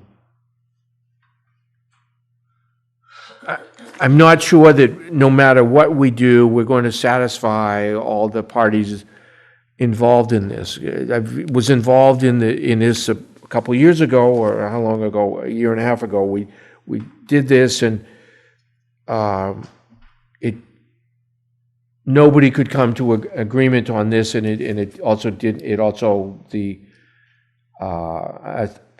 second proposal failed at town meeting. So I don't know how deep we want to go in this money wise. I don't want to waste the money. We can come up with a study, and somebody's not going to like it, and then we're back to square one. So I'd be in favor of doing this, but I don't know. I'd like to set a pretty low limit on it. I don't know how much that is. Yeah, what do you think is a low limit? What do you think is a low, yeah? There's no way I'm going over 10,000. And I think that's too much, because I'm not sure we're going to get anything. I'm not sure that people are going to, we come up with a finding and someone's not going to like it, and nothing will happen again. Yeah, and it just turns more money down the drain. Yeah. What are your thoughts, Rick?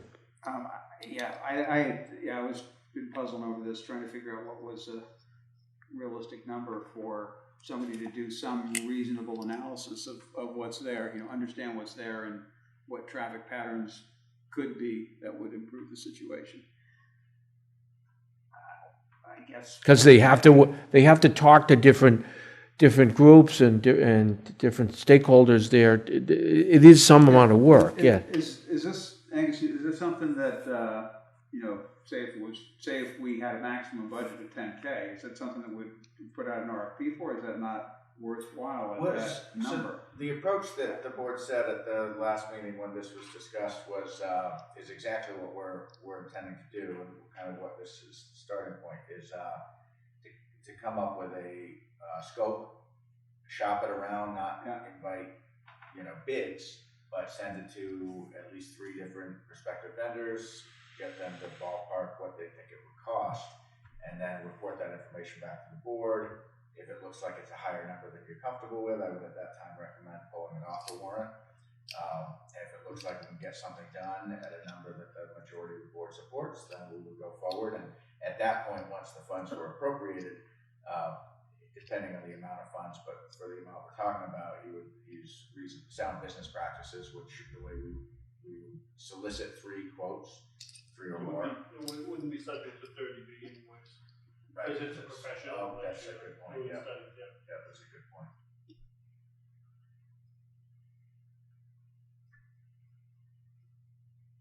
What's a number for you? I'd be fine with 10K, as a max.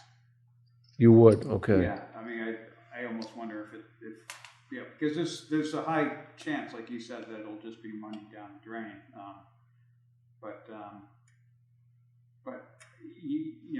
I think we owe it to various groups to at least give it a shot. And so, sure.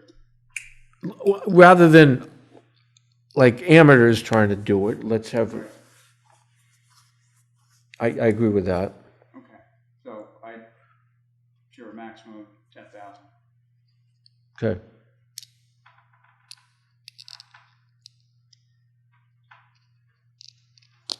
The numbering system, I'm now noticing didn't restart, so it jumps back to number 25, but the next one is really 31, 32, and so forth.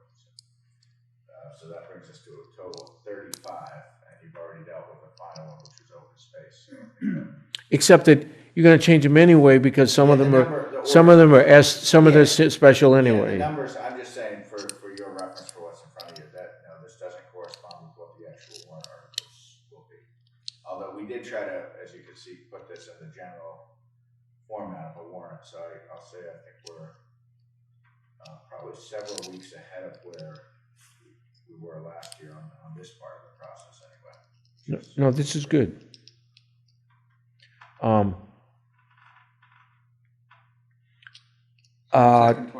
Bylaw change, the Board of Assessors are requesting to see if the town will vote to accept an exemption of real estate to the full amount of taxable valuation of real property of the surviving parents or guardians of soldiers and sailors, members of the National Guard, and veterans pursuant to Massachusetts General Law, Chapter 59, Section 5, Clause 22H, such exemption to be available for the tax years commencing July 1st, 2020. Just the wording of this until you read the. I think there's an omission. Shouldn't it say spouses as well? Yeah, it should. I think if you somewhere in the other materials in the wording they mention spouses. No, but in the big part they did. Yeah, exactly. Yeah. So this the article should I think reference spouses. Rick is correct on Or that. surviving parents or guardians. The other thing that is unclear is it just says an exemption of real estate, and so it's a little.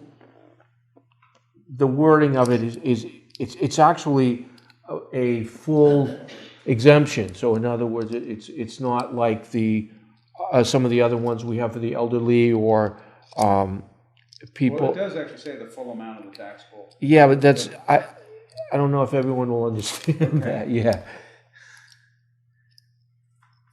Yeah, I mean, it probably could be reworded to be.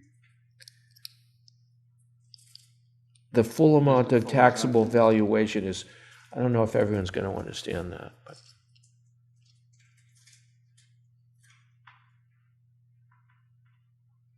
I don't know. Have, I guess my seems like a worthwhile thing to do. How long does this stay in place? Just indefinitely, forever? Until you revoke it. Okay. And I guess the other question I would have is that it says the that approximate result of injury sustained or illnesses contracted, does that mean, someone 10 years after they left military service and something? Yeah. So the, if they get cancer, they get it because Right. they're doing military service. Yeah, that gets into a really dicey area, because, I mean, there are people who are still going to the VA trying to get benefits for something that happened in the Gulf War, Yeah, exactly. And it's, it was a long battle for a lot of people to get. Yeah, but I mean, Get competent. So, yeah, so I understand what you're saying. So how do you determine? Who's going to be the arbiter? Right. There must be, like an IGR on this. I don't know. I mean, I think of like, sad case, but you say, someone who's been in, Afghanistan, some man comes back, is here for a couple of years, commits suicide. Right. Was that because of military service? That's a real good question. Yeah. I wondered the same thing. I mean, I have to mean, handle that. Do we know? being killed in action. Right. Yeah. Right. Do we know it? I think it would be nice to know, like, other towns that might have I think this is new though. already done this. Or, I mean, are we going to be the first town in Massachusetts, or it'd be nice to know. That's a good question. Yeah. Well, I'm sure we could find out. I mean, look in your phones and see that one was, Section 5, Clause 22A of General. Well, it says it commences July 20th, Oh, is that July 1st. Yeah. No, but do you think that's when No, I mean, the legislature? I don't know. So this one just came in just under the wire late last week, so, and I should say that for actually a lot of what's in front of you is that don't assume Mike's had the time to go through all this, Yeah, because he okay. hasn't, so Yeah. just be upfront about that. Oh, it has not six spouses. We'll take a look into that, Jenny's looking at the legislation. Okay. And it doesn't say spouses there? Yeah. But one of the, There is somewhere a- here in this pack. Yeah, there's a Yeah, reference yeah. in the narrative that the assessing put together that Okay. refers to spouse, Okay. but that may or may not be supported in Yeah. the statute. So anything that's on the warrant, that's basically now when we drill down and get to the next level of detail. I mean, there's a lot. There's so a. far ahead, like it's of where we would have been a year ago, but don't be deceived that just because it's in the form of a warrant article, that doesn't mean we've wordsmithed every Yeah, word. yeah, It's okay. still Okay. a first draft. Yeah. But I think the comments are worthwhile even now. Yeah. Yeah, definitely. That. And the other part is like surviving parents. Well, there's a question: if someone was a I don't know, a colonel and was 55 years old, does that mean their 85-year-old parents get no real estate tax? It's not. How broad of a thing is this? I think it'd be interesting to actually see the, to take a look at the Mass General Law and see what it actually says, because there must be a rationale. Usually not in the statute itself. Really? You can look for some of the legislative history, Okay. if they have it. Yeah, it would be interesting to see what the rationale is. The law itself probably doesn't help you. Yeah, it's probably deliberately vague. Yeah. No. What do you mean? It's the legislature.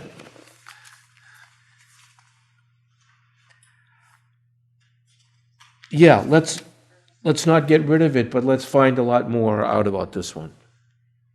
It does seem that it's very new that in the statute itself, it's January 1st, 2019 is the very first date of Okay. potential Okay. amendment. So that's So probably there's probably nobody's adopted it yet. Like, good chance.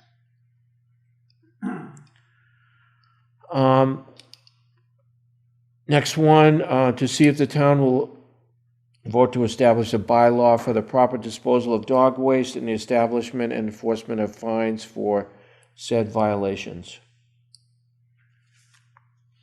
We talked about that last meeting. So will the article or only the motion include the definition of the fine? The motion would definitely include all that. Yeah. You could have the article simply say, just like it is. You might want to have the article basically give the language that you're proposing. Yeah. Either way. But, I mean, as it's written right now, it forms a public of what you're gonna be talking about. Yeah. But the motion will be, I move that such and such, you know. I think the article is okay as is. Yeah, Right. yeah. I mean, but the motion will, as you say, Rick, will have to basically spell out in detail what the changes, what the words will be in the bylaw. As you know, we have the Easton sample that Mike had tracked down, and personally, I kind of favor, especially if it's fairly succinct like this. If we know before the selectmen sign the warrant, if we know what the language of the proposed bylaw is, I would recommend putting that in the warrant. Mm-hmm. So that way, people. Well, certainly in the FinCom book. Well, definitely in the FinCom book, yeah. Yeah. And, if that idea of $10,000 per incident fines, I'm sure Dan will help us get the word out about that. But that did not. We get could any fund, money, so that we was could not- fund the dog park with that. that was not the proposal.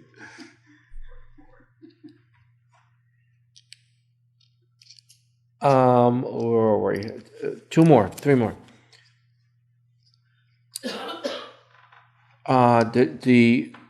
See if the town will vote to limit the total amount that may be expended by each of the following revolving funds pursuant to section XL 40 of the bylaws of the town of West Newbury. The summer recreation revolving fund, $44,350. GER fines and revolving fund, $10,000.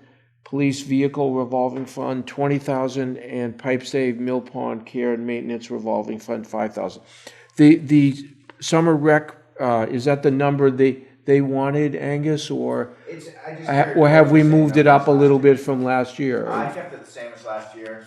The actual revenues they're bringing in is lower than that number, so that's Okay. That should be adequate. And I did meet with Tom Flaherty a couple of weeks ago, and he didn't request any changes. And under the new legislation, it can be amended mid-year by a vote of the board of selectmen. Oh, really? Okay. So I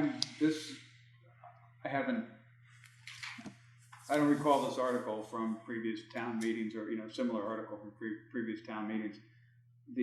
Looking at for instance, the police vehicle revolving fund, $20,000. So that is to fund a portion of the purchase of a new vehicle? Yes. Okay, and, okay. We haven't ever gotten enough to, do a whole one, no. But they have taken like $5,000-10,000 Yeah. off. Yeah. Cost of a new cruiser. I think the last one we took 10 grand or something off, yeah. Okay, so this is, I recall seeing the revolving funds, I voted on articles before, or voted on motions before, but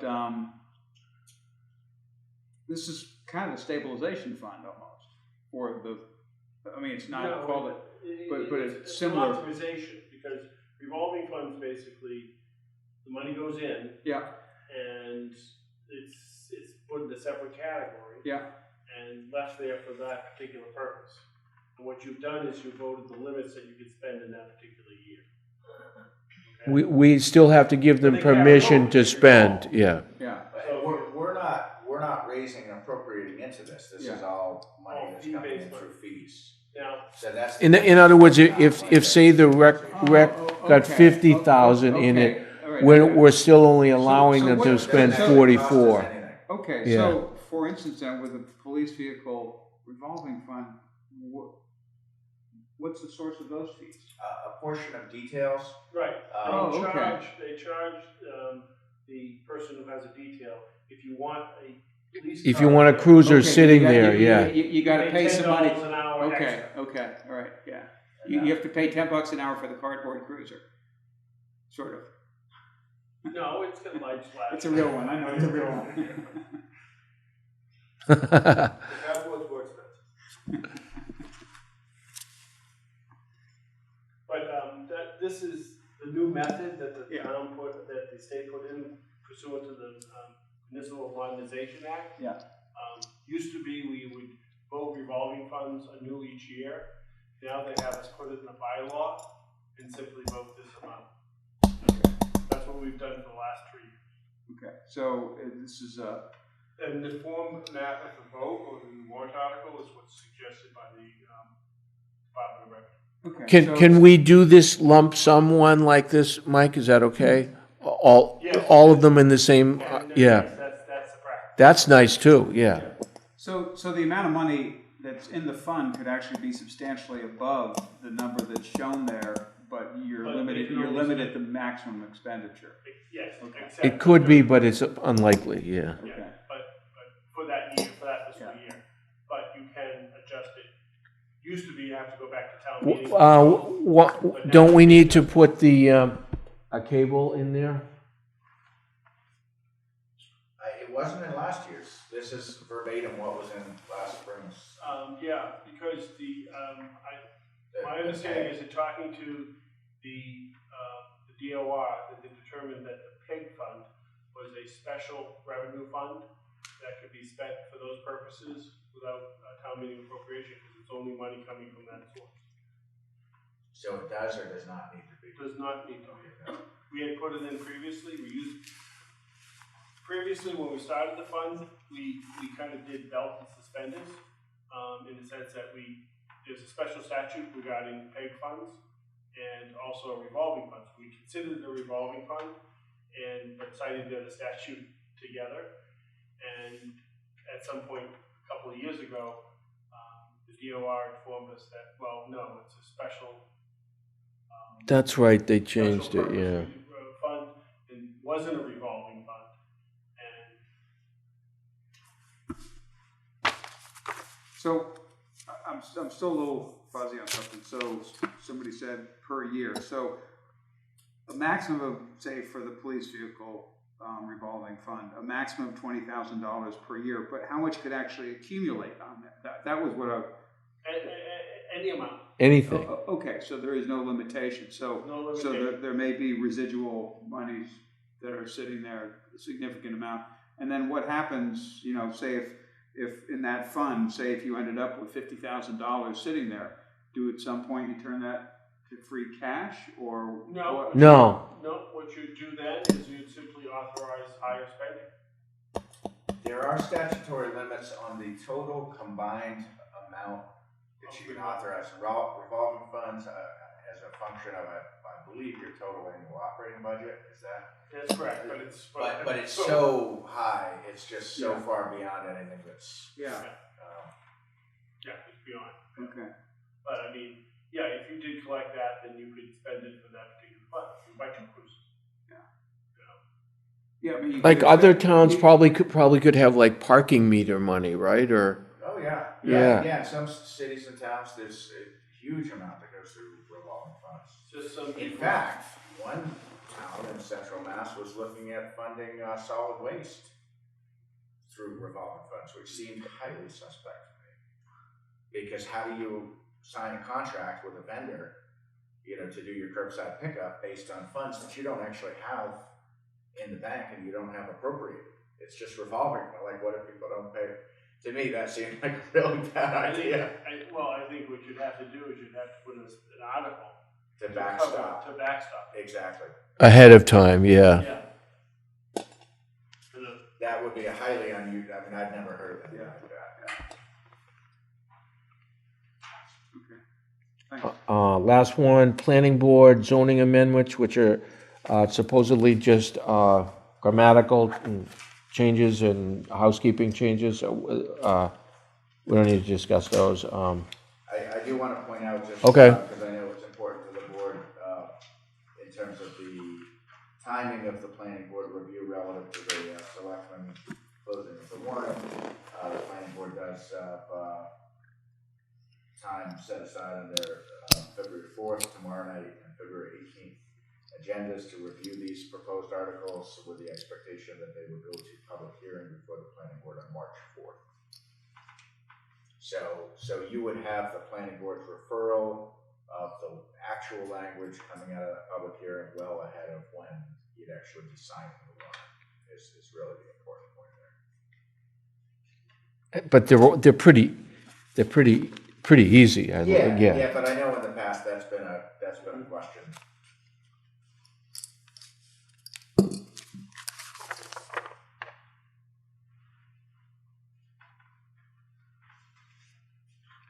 Okay, we finally got to item C. Item D, proposed capital spending and capital improvement plan for FY '21. Well, actually, we got through item B, which was the review of the article. Oh, sorry, C is okay. the actual vote.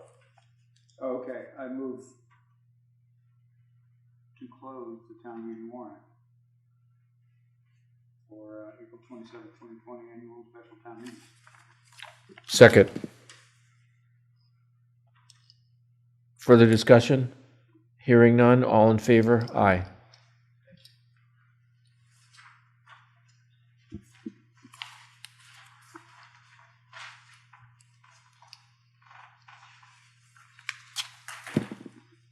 So Angus, how do you want to do this? You've got a lot of information. I know. For you. I'm certainly not intending to go through this in detail. I just wanted to make you aware we've done. So let me just ask you a couple of general questions. Yeah. So this has been something a work in progress for a long time now. Rick's on the Capital Improvements Committee now. I've been on it before. I've been on it when I was on the FinCom. So do we feel that things that we feel pretty good about, we have the assets that the town has that we need to protect and replace as they come due, that everything you feel pretty good that is on there? Well, at a staff level, yes. In terms of the committee, as you know, they've got their own stabilization table. And so I know the chairman's, spending some time trying to reconcile the two. So I can only speak for the work product that my office generated. We feel very comfortable that it's I hesitate to say comprehensive, but it's intended to be a comprehensive capital improvement program. Do we have this table on the capital improvement? Sorry? Do we have this table? What's that, $10,000? $20,000. Could be. No. Okay. So it's a less than comprehensive, but pretty darn thorough. There's a number of features of this that I think resemble, what you've seen in the past with the stabilization table the committee's done. It's got a lot of specifics. We, really wanted to make sure every item on here is specific and doesn't rely on institutional memory, but is kind of clearly defined what it means, where the number came from. So for every one of these projects, there's a one-page sheet that speaks in detail about what's the project, when's it, what's the need, what's the estimated cost, what's the basis of that estimate, is it a vendor quote, is it just an estimate? So everything's really very, you could read along and really understand what you're reading and what it is and what it isn't. One thing I said to the Capital Improvement Committee last week at their meeting is when you have so many numbers and some numbers are really tight, that's the number. And some numbers, especially when you're dealing with a 10-year plan, you're 4, 5, 7, 10, those are going to be your best guess. And so sometimes, it's important to be clear on which numbers are, you can take those to the bank, and which numbers are out year projections. So that's where everything you see in here that's proposed for FY21, that corresponds exactly to the projects that you reviewed earlier tonight, the 3 capital expenditures proposed for next year.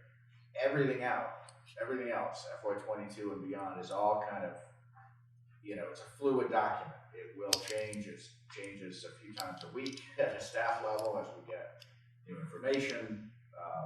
And so I think over the course of the year, it's going to change many, many, many times.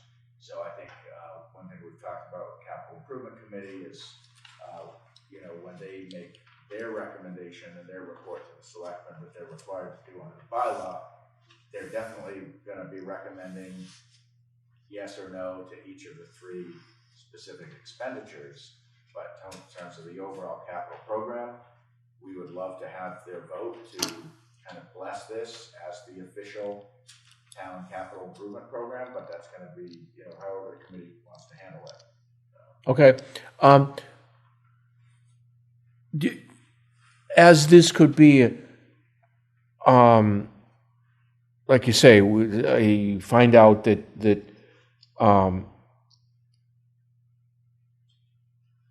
something is in better shape than you thought, or worse shape than you thought, or that it's going to cost way more than it was expected. So that can be happening throughout the whole year. Yeah. So so that the town can plan, I don't think it should always be a number that's in flux. There should be like a every 6 months or even just once a year. This is what it is as of whatever day we picked. That is exactly And because otherwise you change things and then it changes next week. But you said it was 500,000 and now it's 470. We should pick a day when it's as of this, and it's as of this every single year. The same way we do with June 15th for the wages or whatever. We should pick a day where it's the same every year. I don't know. Yeah, that's exactly right. That's kind of what we talked about last week, is that, we'd like to see the Capital Improvement Committee vote to kind of endorse or bless or adopt whatever this document as of a moment in time, and then that document would be static until they voted again, presumably the next year. Right. In the meantime, it is a living document, and we're constantly getting new information. So those kind of changes will continue to be, a working draft. But You can put them in a folder or whatever, but you keep it in the draft version. You could have a fixed version and a draft version. Yeah. Yeah, the accepted, like Rick said, the Yeah, accepted. you have an accepted capital plan, and then you have the working document that Yes.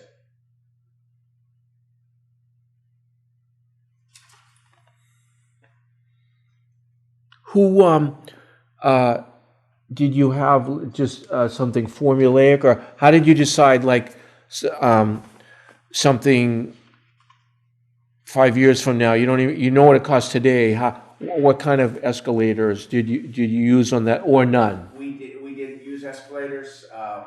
We talked about that, and I've seen that done in the past, and it's not difficult to do from a formula standpoint, but we chose not to because it starts to get layer upon layer of assumption, and the numbers are less round, and which conveys a level of precision that could be misleading. Instead of 450,000, it's $462, and Which might make someone think you know it. that. Okay. Right. So I think what Wayne and I decided. That's an interesting point. Yeah, the best way to present the information is to say these are all estimates in FY20, calendar year 2020 estimates, and so that way when you're looking at year 8, you could, one thing that might be good to do and wouldn't be difficult would be to add a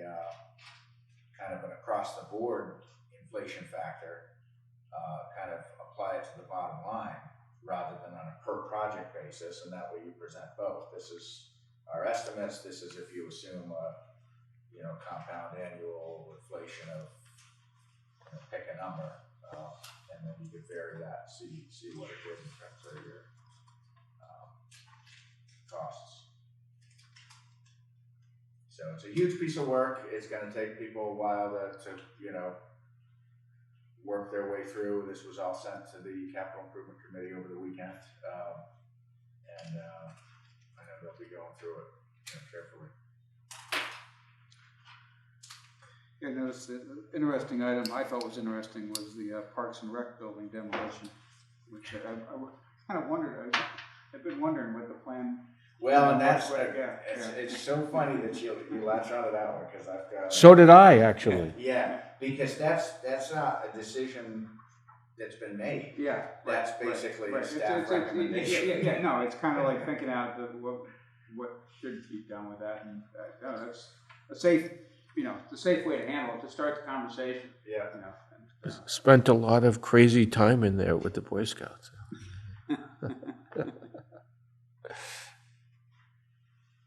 Always doing really smart things. Yeah. Bye, Jen.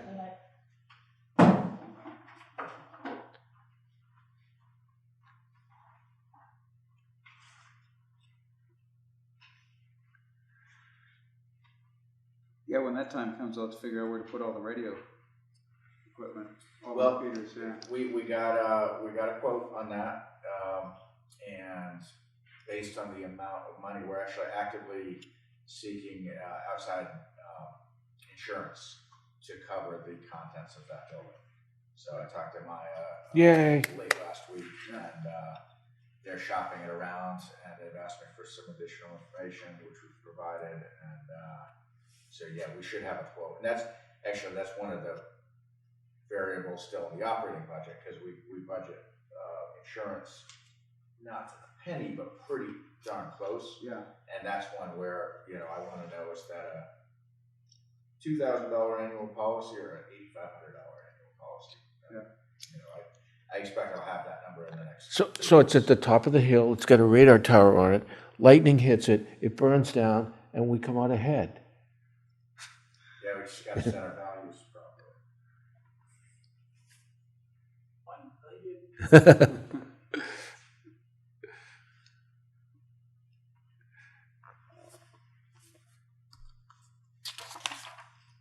But they will need a new So, location to put that equipment when that building goes away. Well, no, it could go on paid school is the idea. Up on the roof. Yeah.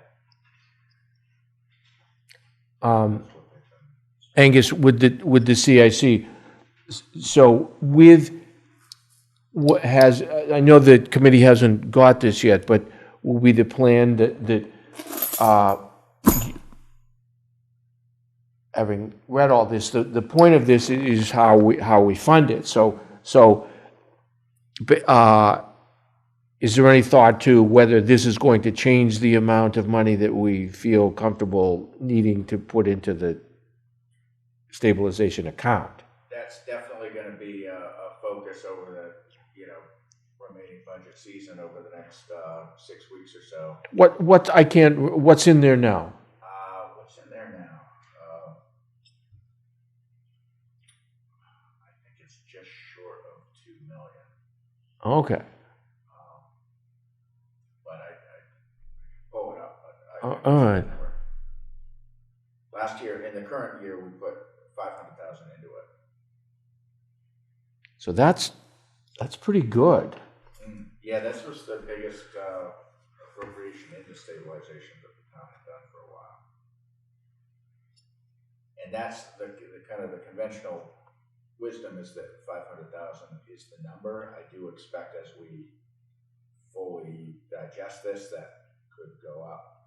But I also personally look at some of these as wants, not needs.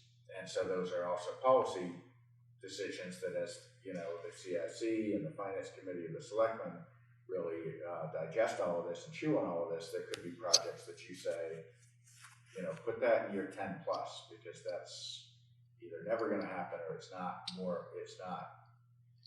you know, it's not something that we want, that justifies a need to put an additional 50 grand a year into stabilization for the next 10 years, for example. So there's a lot to this, obviously. Yeah. And I will say, while you want to have a fully funded capital improvement program, of course, I've never known a community Does any that does. town have that? I've never known a community that does. You always have, you know, your aspirational CIP, but your actual budgeting runs into those hard realities year after year. And that's some of what goes on between, you know, elected officials or town meeting voters and department heads. Is, you know, we present, okay, these are all the needs, and you funded at 70% that, and we're like, okay, we'll do the best we can with what we've got. So that's just a healthy dynamic, you know. But what's important when that happens is that you take those unfunded projects or underfunded projects and push them forward. So you haven't forgotten about them, or worse yet, you haven't pretended that you did fund them. One of the things that I think has caused some confusion of the prior stabilization tables is that the CIC has put out is they've included projects in prior years with numbers that were not actually funded. And so it's like, okay, well, that's not right. And it just kind of calls into question the whole math. So they did push them, I don't remember seeing it. They weren't.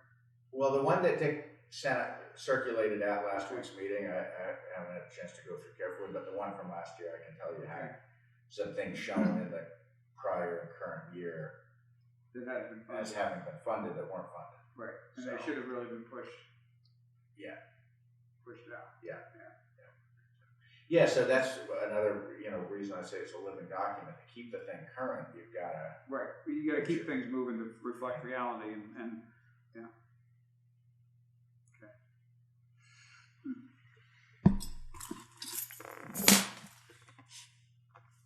Okay, so I guess the most important thing, this is all good, but the most important thing is what do we need to do for 2021? That's you know, what's the number that we need to put in there now? Right. My starting point with the budget is going to be 500,000, and then over the next 6 weeks or so, as the CIC process plays out, that number could change. What's the total for the three projects? This is like 700 something, or? It's not. Let's Well, you got two 220 for the truck, Actually, I guess it's less than 600. 220 for the truck, 300 for the It's fire. about 600,000. Yeah, okay. Or let's see, 344. 344 or 304? 304. 304. Plus the 40. Okay. So there's the two for base school, a total of Okay. 344, Okay. and then 229 for the DPW. And then 30, wasn't there? Oh, that's right. Well, this 35. and again, this is the 35 that Mike Dwyer has proposed. That's not proposed out of stabilization. Okay. So there's a little bit of, so not all of the numbers are Okay. funded from stabilization. There's other funding sources too.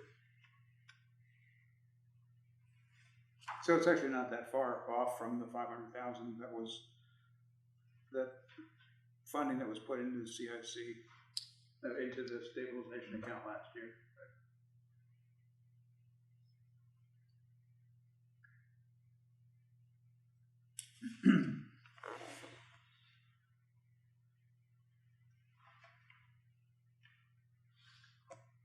Okay, any further discussion? No, Okay. that's a good piece of work, though. Thanks. Yeah, Wayne, he did an enormous amount of work. We spent a lot of time on the front end coming up with a form that kind of reflected the best of what he and I had both seen and been part of. And we really wanted to get that right because we knew once we said, okay, this is the form we're going to use, you know, we were going to then do 94 of those. So you want to get the form right up front so you don't have to redo all that work. yeah, it's a nice, very nice piece of work. There's another ingredient to this which is underway but didn't get over the finish line quite in time, which is a map. We're working with MVPC to have a map to correspond to this. And a lot of the things like vehicles, that's not meaningful, but for things like water mains or bridges or things, I think it'd be nice just to have something to point to and people know what we're talking about.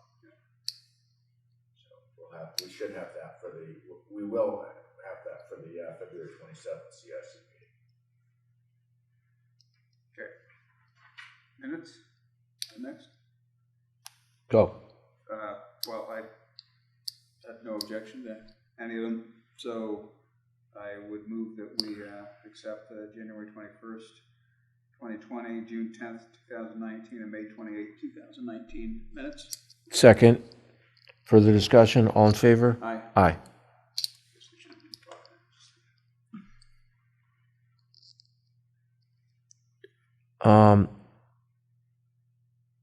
Angus, what do you want to update us on? One thing that's been active is we had put in, every year we get the Clean Vessel Act, which pays 75% of the cost for the pump out services. This year we put in for an additional funding request through Clean Vessel Act because there were some repairs or potential replacement engine needed for the boat. Yeah. We got that. Oh, wow, that's excellent. Yeah, so that's going to give us, in addition to the, I think the cap on the pump out is about $8,300, which is what it's been in the past. In addition, there's another $15,000, which is a 75% match. So, wow. So we got the contract. There were some issues with it.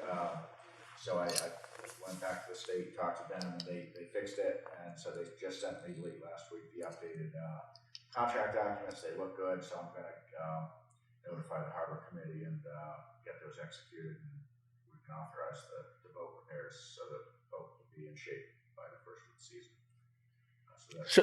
So 75,000. So that means 75%. So and 15,000. So that means you get 20,000 on repairs. Up to, and that was when we met with Ray Pike in September. You could get a completely new motor for that. Yes. Yeah, and that's an option. Repair or replace are basically the options, and that is about what a new motor would cost for a boat. Yeah.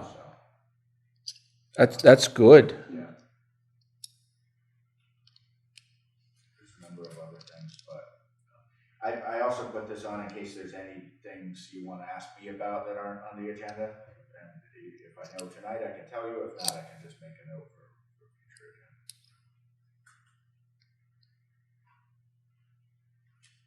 I don't have any other. Actually, I do have a question,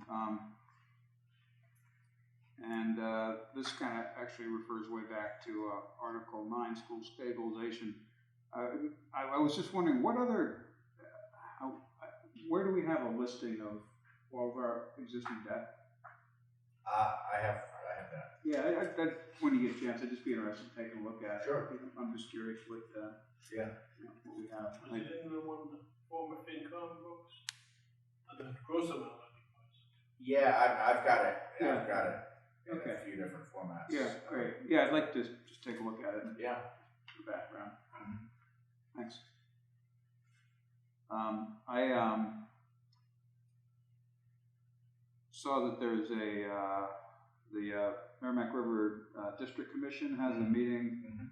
You forwarded some info on that this Thursday, and I may attend. I'm not sure if I can. I may have a conflict. I would love to. It looks great. I don't think I'll have time. Yeah.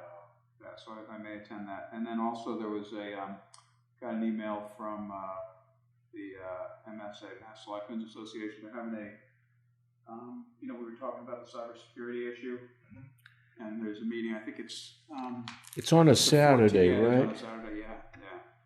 So I'm not sure yet, but I may try to go to that. I might too. I don't know. Yeah. All right. Down in, is it Dedham or Needham? It was Needham.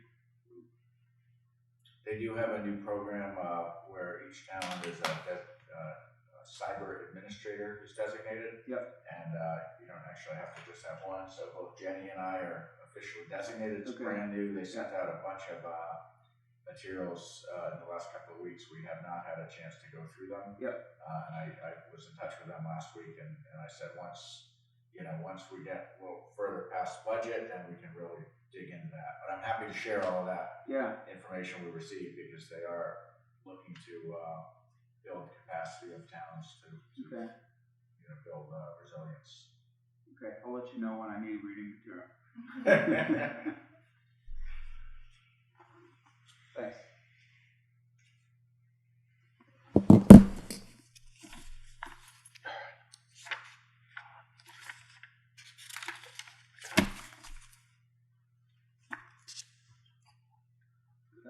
So, we're good?